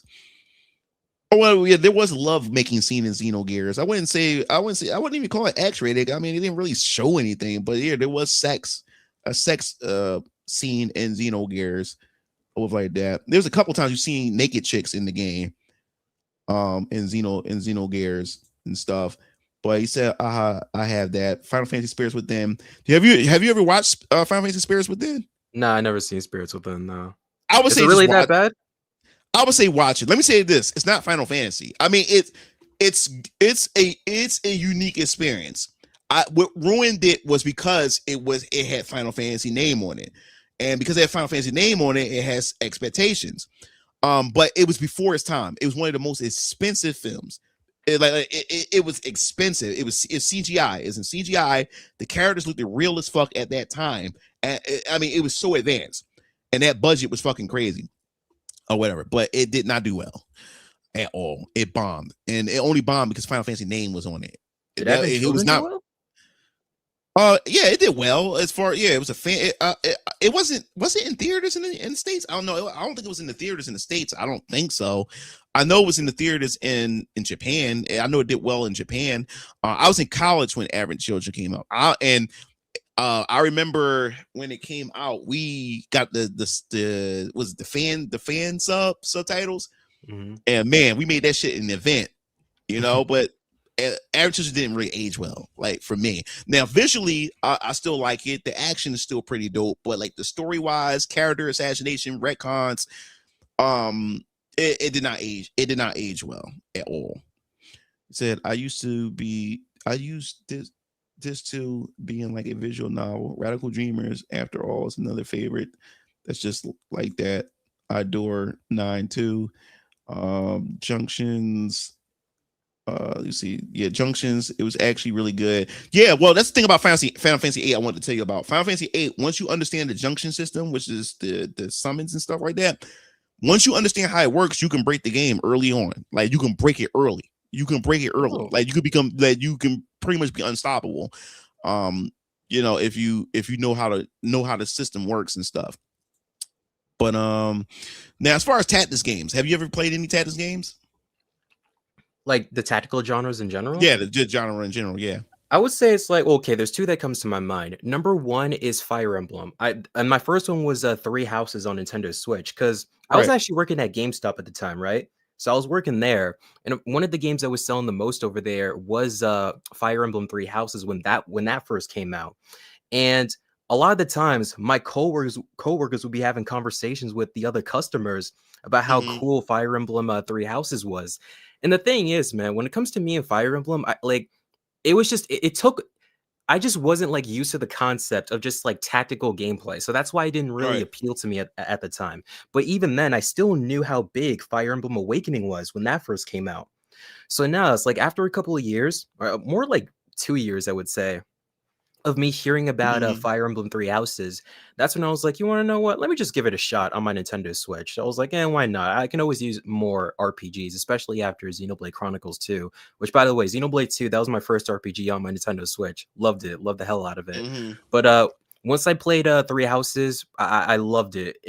I just got sucked into it. It's like one of those games where you you open it up, you powered it on, you start playing through the story, the tutorials, all that kind of stuff, and then you realize, oh, like, wait, why is the sun going up? Like, oh, wait, I play this all night? It's like, it's like, nah, man. It's like Fire Emblem Three Houses was such an incredible game, and I still miss that game to this day. Like, it was so amazing, and I did three playthroughs of it, because of course you had the Golden Deers, you had the whatchamacallit, the Black Eagles. I think the last one was called the Blue Lions and stuff like that. You had three factions, and all of them had like a great cast of characters, a great storyline surrounding all three of them. It was so good. And then afterwards, the second tactical game that really meant a lot to me, that made me love the genre even more, was actually from Sega of all companies, and it's called Valkyria Chronicles. It's like, Mm. no, Mm. that right there is and I wish Sega did way more. They should have marketed this as their own Fire Emblem. But it's like, no, Mhm. the gameplay, once you get into it, because at first it was confusing to me at first. But once you started like learning more about it, the gameplay becomes so addicting. Like it's so addicting to just move your different units, to plan out attacks and stuff like that, to like know when to set like different traps, know like how far, because as a tactics game, it's one of the most unique ones out there because it's mainly revolved around shooting. And it's Yeah. like it's really like distance managing. It's like it becomes such like a really, really immersive game as you play through it. And the storyline of Valkyria Chronicles, even though there's some supernatural elements into it, it's a much more grounded experience. When it Mhm. comes to like war, when it comes to fighting against other nations, liberating other nations, it's a little bit more grounded with like a hint, like a little splice of like supernatural like abilities and stuff like that. And it was Mhm. such a fantastic game. The first one, Valkyria Chronicles Remastered, that right there is a must play. It's a must play if you're into tactical games. And the fact, it really made me wish Sega pushed that series a lot more, because it has a lot more potential in this market when it comes to tactical RPGs. And the same thing with Valkyria Chronicles 4. That's also an amazing game. But when it Mhm. comes to other tactical games, I tried so badly to get into Disgaea because I got the first one, the complete edition on Nintendo Switch, but that game is insane. Like I literally there's just so much mechanics to it. You just dropped right into the experience. And I think Mhm. they just expect you to figure out a lot of that stuff on your own. Sure, they have some like tutorials here and there, but it just crams so much into the actual experience that it's hard for me to like get too deep into the game. It's like, but I still find it charming. I still like it for what it was, but Disgaea is a lot to handle. But Oh, when it comes to other ones I want to try, like I do want to try Final Fantasy Tactics, especially after watching some of your streams, man. I do want to try out Final Fantasy Tactics because that one looks yes. cool as well. But that's pretty much it for me when it comes to tactics games in that genre. Yeah. Yeah, man. Final Fantasy Tactics. My first real tactics game was, or strategy game, a tactical game, was XCOM on the PS1. That's like it's called XCOM UFO Defenders, and that was pretty much where it was like a simulator where you have like this alien task force of military soldiers. They all got their own. Each character that you recruit had their own unique personality. You better equip different guns and weapons on them, and you have to research special weapons and whatever like that. And then when an alien spacecraft will land on different parts of the world, you have to go travel to the site, and then you send your unit out there. And it was like a tactical system and stuff. And that was my first like taste of it. And I was addicted just to that when I was a kid on the PS1. But when Final Fantasy Tactics came out, boy, man, fell in love with that damn. They fell in love with that damn game. And yeah, I have to. I'm close to finishing it on the PlayStation. I haven't gotten back around to it and stuff. Been so busy, but I love everything about Final Fantasy Tactics. Like I said, after playing Final Fantasy 7, Final Fantasy Tactics came out and jumped straight to that, man. And it just introduced me into a whole nother layer, of another genre of role playing games. And Ivalice is just one of those worlds that I do not mind revisiting, especially when it came to from the first Final Fantasy game and stuff. And the fact is that because Final Fantasy 7 was popular, Cloud is a hidden character in the game as well. So you're able to unlock Cloud in Final Fantasy Tactics as well. I didn't even know about that. That's cool. Yep. Cloud is in the game. Beowulf is in the game. There's a lot of unique characters. There's a lot of hidden characters that you could unlock in the game and stuff like that. But Cloud was definitely one of those characters that I got him right. Soon I was able to get him, man. I got him. But after that, I was about to say, it's like, because when you brought up Cloud, it reminded me in Valkyria Chronicles, you can actually unlock Vice and Ica from Skies of Arcadia to be a part of your units. No way. I'm really? being so serious. Yeah. All right, I gotta get that because my brother got it. My brother Keo has the Valkyria Chronicles. But I never bought it for my console. I don't know why. I do not know why I never bought it. Was it only a PS3 exclusive, or was at the time? Yeah, it was a PS3 exclusive. But I think around like the late 2010s, they brought it to Nintendo Switch and PS4, and I think PC too, yeah. So I'm definitely I'll definitely go get it. I'll probably definitely get it for like the Switch or something like that, or the on the Switch or something, or maybe even get it on Steam if it's on Steam or whatever like that, and actually play it. And now as you say that, I love me some fucking Skies of Arcadia. But Final Fantasy Tactics, that was a good tactics game. Front Mission, which is a mecha tactics game, which I still haven't got a chance to really sit down and play the remake that's out for those entries. But then that's when I got into Fire Emblem. My Fire Emblem game I played was Path of Radiant Dawn and Path of Radiance, the GameCube and the Wii versions of the Fire Emblem games. And I was like, man, I heard about these Fire Emblem games, but goddamn, these games are fucking good. But I got Fire Emblem Engaged for the Switch. I haven't opened it yet. I had this shit since it came out and still haven't opened it. I got Triangle Strategy, still haven't played that yet, still in the plastic. I may even get it for the MetaQuest and play it on that too. And DioField Chronicles, man. Anybody who have never played a tactics game, I would suggest getting DioField Chronicles just to try it out. It's for beginners, but the story, man, I thought the story was good, and the way it leaves on a cliffhanger, man, like they can't just leave me like that and not make a sequel to that game, But a question from Code again. He said, have you played Anarchy Reigns? I heard of it. I unfortunately have not played it, but I think Bayonetta makes like a cameo in that. I think. Yeah, that's what pissed me off. I heard about Anarchy Reigns, seen advertisement, but never ever bought the game, and so pissed that I missed out on a game like this. And then my boy Omega Boris said, "Yeah, Bayonetta's in that game." I said, "She was in that game." I'm like, "What the fuck? Like where was I when this game came out?" I totally overlooked this game, so I'm kind of pissed that I never got a chance to experience it. But speaking of that, speaking of Tales and all the type of stuff, let's talk about Mega Man for it. We won't close out with Mega Man. Hell yeah, man. Or whatever like that. So tell us a bit about why you like Mega Man. What do you love about Mega Man? Which version of Mega Man is that you enjoyed the most? Take it away.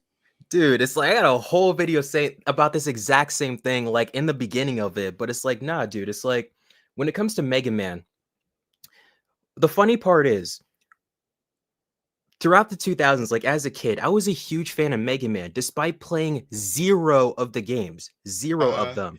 And the reason why is because the community surrounding Mega Man, when it comes to various different amount of like what was it, flash game websites like Newgrounds and stuff like that, and on mhm, YouTube, they're so passionate with the amount of like fan games they make a Mega Man out there, and I played a lot of them, and I think one of my first outside of Marvel vs. Capcom 2, one of my first, like, let's say, memories revolving around Mega Man was seeing him playable in this Flash game called Super Smash Flash. You heard of that? yeah, I know what that Yeah, is. Yeah. Super Smash Flash. And I thought Mega Man just looked so cool. Like, I loved, like, because of course, when it comes to me as a kid, I like kids who kind of like who's like, has that innocence, who has that childhood like superhero like innocence like I do. And I thought Mega Man embodied a lot of that, especially when it comes to me, since I used to watch a lot of cartoons that revolved around like robots, stuff like Robot Boy, My Life's a Mhm, Teenage Robot. And I'm pretty sure, yeah, both of those are past your generation. But no, it's like I watched a lot of different Mega Man content, whether it be from content creators on YouTube, whether it be from different like flash games on the internet and stuff like that. And when it comes to what I love about Mega Man, like or rather, when it comes to the first Mega Man games I started playing, I'm pretty sure like it was it X? I think it was X. Yeah, it was Mega Man X, like on my emulators, like way back in middle school. Because I couldn't afford any of the games back in the day, 'cause, I was a little mhm. bit kid. And my PlayStation 2, that was a Sonic console. So it's like, nah, I wasn't really like I wasn't paying attention to any other franchise aside from Mega Man. But it's like I started playing the Mega Man X games in middle school. Same thing with the classic games. I really loved all of them. I love the character designs of like both X and especially Zero. Zero to me, it's like, yo, it's like that guy is like an inspiration to me when it comes to how cool he is with like his Z Saber and stuff like that. He had like the Mhm, blonde hair like behind him and stuff. I thought Zero was like an amazing like character and such. And mhm. no, it's like also at the same time, I also emulated a little bit of Mega Man Battle Network, which is pretty much like the Pokemon, like let's say version of Eh, like Mega Man, where you had like this kid, right? You had these yeah. net navis and stuff like that, and you pretty much battle out with other people and such. So I started Mhm, becoming a fan of Mega Man Battle Network, and I forgot about this part. As a kid, back when I was living in an apartment with my best friend who lived below me, there was a time when he was inviting other kids. His parents were inviting other kids to the from the neighborhood into his home. I think it was like his another birthday party. I'm not too sure what event this was, but he was giving mhm, out free DVDs. And one of mm. those DVDs that he gave me was the very first episode of this anime called Mega Man NT Warrior, which is pretty much Yep. the anime adaptation of Battle Network. And I was like, Mhm, wait, like, what's this design of Mega Man? I've never seen that before. And I was like, oh, and that's when I found out that it was Battle Network. So yeah, I became a big fan of Battle Network ever since, especially when they released the Battle Network like Legacy Collection, like back in 2023. Loved the absolute hell out of that collection. It was fantastic. And when it comes to the one that you're interested in the most, being Mega Man Legends, I'm like, dude, I remember because I was in like gonna, I was gonna, I think sell my Wii or something like that. No, no, no, it wasn't that. It wasn't that. It was after. Oh, that's cool. I like that. But when it yeah. comes to me getting more, I walked into a GameStop, right, where me and my mom, my older brother, and we both picked out like one game, right? I got Mhm. some other guy. I think it was what game was that? I'm trying to remember. It's like what was the pick that I got? I think it was like a Code Lyoko game or whatever like that, or maybe Oh. something else. Yeah. Yeah, that's a throwback. Yeah, because they had this Code Lyoko game on the Wii. But no, I picked that. And my older brother, and I got to dab him up for this one. He picked Tatsunoko versus Capcom. And I was like, I had no idea what that game was. I had Mhm. no interest in it, but he picked that. And once we brought that home, I started playing Tatsunoko versus Capcom a little bit. I was like, wait, there's this character named Mega Man, but why doesn't he have a helmet? I was like, who's Volnut? I was like, Mega Man Legends, what is this? And that's when I started learning about Mega Man Legends for the first time. And that was also around the time where I started watching content creators on YouTube regularly. And I think what was it? This was around 2011, right? Yeah, 2011. And that's when they canceled Mega Man Legends 3. So that was like my first like public, like let's say the first public like news circulation of Mega Man Legends 3 that I ever saw. It was all the rants, all the ravings, and all like the disappointment from fans when Mega Man Legends 3 got canceled and stuff like that. And I was looking up footage of Legends 3 on the 3DS, and I was like, this looks awesome. It's like, why would they cancel all that stuff? But nah, dude, it's like Legends 3 got canceled. I wanted to know more about the franchise right afterwards. And I think like Mm-hmm. around like 7th or 8th grade, I got myself a PS3. My parents my older brother got that for me. I also got to thank you from that too. Mm-hmm. He got me a PS3, and that's when I found out that Mega Man Legends 1 and 2, with the inclusion of the Misadventures of Tron Bond, was available on the PS3 digital stores. So that's how I got to Mm-hmm. play those for the first time, and I loved it, man. It's like Mega Man Legends just has that charm to it. It's like it just Mm-hmm. feels like it's like one of the most charming like anime-esque games I've ever played, even to this day. And even the voice acting for even back then, what was like the 90s and such, the voice Mm-hmm. acting was so good, man. I loved all the characters, loved the role Casket. I especially loved the Tron Bond. It's like they were just so good, man. It's like, and I remember like watching like the cliffhanger or playing up to the cliffhanger of Legends 2, and I'm just like, it made me so much like madder that we never got Mega Man Legends 3. Like it was such like a disappointment, like that it never happened. And of course, afterwards, I got to play the Mega Man Zero games, love those too. And Zero, again, it just made me love Zero that much more as a character on the Game Mm-hmm. Boy Advance. I also got oh yeah, oh I wanted to play the Mega Man ZX games, but the thing is, those were on the Nintendo DS, and it's like when it comes to DS games, I'm not emulating those because those like utilize the bottom half of the screen, and I'm not trying to like go through the complications of playing like a double like screen game on my single screen like what was a mobile Yeah. phone. It's like I don't want to go through that. Which I'm thankful they did release the Mega Man Zero/ZX Legacy Collection a couple years ago, which did have ZX, and I played both of those games for the first time, and I love them. Love them. Well, I like them. I'll say I really did like them. I didn't like them as much as X Mm-hmm. or Zero, but I did enjoy them for what they were. And the last one being Mega Man Star Force. Still haven't played those today, and those were like for the past like I would say 3 to 4 years. I was telling Capcom, please, for the love of God, remaster or excuse me, make a legacy collection for Star Force because I just Mm-hmm. love the universe for Star Force. And I've seen like half of the anime, or excuse me, the majority of the anime of Mega Man Star Force. And I love like the sci-fi setting that it has, where you have like Right. the main character, Geo Sterling, going into space and stuff like that. He has Mm-hmm. this whole like mission of wanting to find his dad after this accident happened to him in like the first like episode and stuff like that. And I'm like, yo, this story is actually awesome. It's like this is so interesting.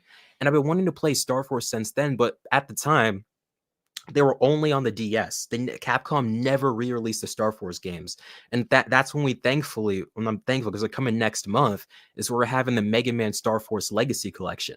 So Mm-hmm. it's like, yeah, dude, like I can't wait to pick that up. I definitely want to make content surrounding that, and also, I've been waiting, not just with Star Force, but I've been waiting to see like them continue with Mega Man, like period. Because Yeah. after the Battle Network collection came out, the new director that they had to replace like Keiji Inafune when it comes to being like the creative lead for Mega Man, he Right. left after Battle Network came out, the Legacy collection. He left. Mm. So I'm guessing that's why it took them a long time for them to figure out what they wanted to do with Mega Man because they had to find somebody else to replace him and such, Right. which I'm thankful that Mega Man Dual Override got announced. And I gotta say, man, I was watching that Game Awards. I was like, when they did that lead up to Mega Man Dual Override with like the orchestral music, Yeah, because I knew it when I heard the song. I knew it was Mega Man. When I heard them exactly. play it, I was like, "Oh shit, Mega Exactly. Man!" And I was in a Discord call. One of my buddies like watching that stream, and I was like, and then they had the dun, dun, dun, dun, dun, dun, Yeah, dun, dun. Like, I was mm-hmm. like, wait, I was like, is Knew this it right Mega away. Man? Like, dude, I literally screamed like a fanboy, man. I can't wait for Dual Override to come out. But no, I'm a big fan of Mega Man. I just love the character. I just love like how cool of like a what was it, the Mega Buster? I think that's one of the coolest weapons I've ever seen in like a video game Mm-hmm. character. It's just overall, man. I just really appreciate the series. But go ahead. Oh, awesome, awesome, awesome. Yeah, when it comes to Mega Man, like I said, like I grew up with Mega Man, but I like Mega Man, but I wasn't like a hardcore fan of Mega Man. But my love for Mega Man really came in, like I said before, Mega Man Legends. Like I said, I'm a particular type of gamer. Like when I saw Mega Man Legends and it appeared in PlayStation Magazine, and on the front cover it had Mega Man without a helmet on. I'm like, what the fuck? So Mega Man without a helmet. I said, what the hell is this? So I remember it was on the front cover and everything. It had Roll, it had Trombone and all of them on it. Opened it up, and in the front it was talking about how Capcom's first Mega Man RPG and stuff like that. I'm like, RPG. When I saw RPG, I said, all right. I'm on board. Hell yeah. Hell yeah. Let's go see what this is about. And I remember just reading it, and it was saying they had like you can you can craft your weapons and stuff, going with Roll, and you're able to explore dungeons. So it gave you this thing where it would say it's like an RPG cross with, it's like a Mega Man RPG cross with Ocarina of Time, like at that time, because you're able to explore dungeons and stuff like that, like Zelda. And I said, a Zelda like Mega Man game? I said, all right, sign me the fuck up. So when that game came out, my parents bought that from me, man, and I had sunk countless of hours in it. And the fact is, what I liked about it was, in Mega Man Legends, if you play the game without the helmet, you lose more, you take more damage, you lose more health when you get hit. When you get the helmet that you can find in the trash can, and you get Roll to craft the helmet for you, once you put the helmet on, you lose less damage when you get attacked. So that was pretty, I like that little type of effect that it had. But I always got super excited every time I found junk, because that junk, and you find the right combination of junk, Roll can make some fucking weapons, some cool weapons and stuff like that, or health packs and stuff like that. So I always got excited when I found the junk. When I go back to the truck and go back to Roll, and I said, and then you give her the stuff, and you got to wait overnight, and when the screen go black and it opens back up to see if you got something. And I get excited every time. Like he had this Gatling gun arm, rocket launcher arm. He was able to throw grenades and stuff like that. It was so many unique items and weapons that you was able to get. And then it also created replayability, was because when you got those different those different type of weapons, you can revisit certain dungeons that you found. Like, for instance, like the rocket launcher, you was able to blow a hole in the wall when there's cracks. You could actually blow it open, and now it opens up a new leadway to a whole nother path where you can find more junk and other items and stuff like that.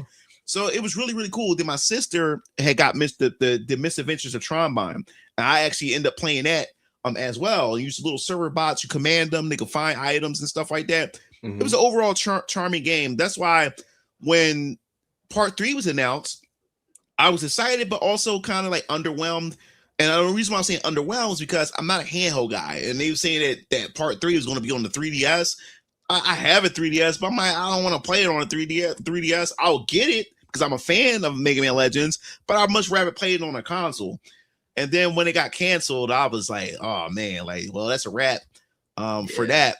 But yeah, so before I wrap it up, Talcum was saying to me, Brian, you said you're going to have your own Mega Man-like character. What's the color going to be, and what's they're going to play like? Is he a human cyborg super suit, whatever? Yeah, like, it's more like a human cyborg super. I can't give you the name. I got a name for the character. Can't tell you the name yet. And he's in the Venus Orion Comics universe. So yeah, there's a chance that you'll see him in the Venus Orion Comics universe. There's a chance that Hezekiah and many other characters may even bump into him at some point. Stuff like that, and he will have a video game at some point or whatever. As far as the color, I haven't really sat down and finalized the color yet, so I really can't really talk about that. But yes, I will have my own Mega Man-like character in the Venus Orion universe itself. So definitely stay tuned to that. It's gonna be a while before I even make that announcement, or if you even see that character. It's gonna be a long while and stuff, because I got a lot of other things in store. But yeah, man, like this was a good discussion that we had here. What's up, LG? What's up, Ruin? What's up, everybody? Let's see what we got here real quick. Cabario, if you know what I mean, like characters can it be based on space? We'll see. I haven't really sat down like these are like early concepts. I haven't really talked about it. Can we talk about how Zero is good in every game. But yes, so yes, this was a good stream, man. I had my boy Code on here. I'm definitely want to have him on here again, and especially when I do like panels, like definitely want to have him on here so you can have discussions, round table discussions with us and everything. There will be a live stream tomorrow for the Sony State of Play. I believe it's at 5 p.m., 6 p.m. I think it is. So I would like for you guys to come back. And as again, I'm gonna do it again, which I did earlier. I'm gonna do it again though. I'm gonna post Code's a YouTube channel in the chat for you guys, and in the archives I will have the actual his all his links in the archive as well, so people can just click on it and everything. But check his channel out, man. He got 1,200 subscribers. I'm very proud of him. He's putting in that work, as I always told him, and I'm gonna tell you guys too. It's all about consistency. You have to be consistent.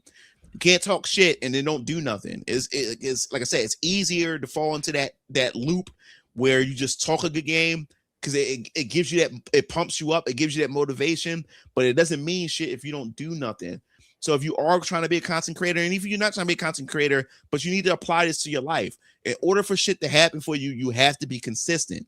And you can't expect instant gratification. You can't expect instant results. That shit takes time. Only the 1% can get that lucky and get that instant instant validation, those instant results, instant success.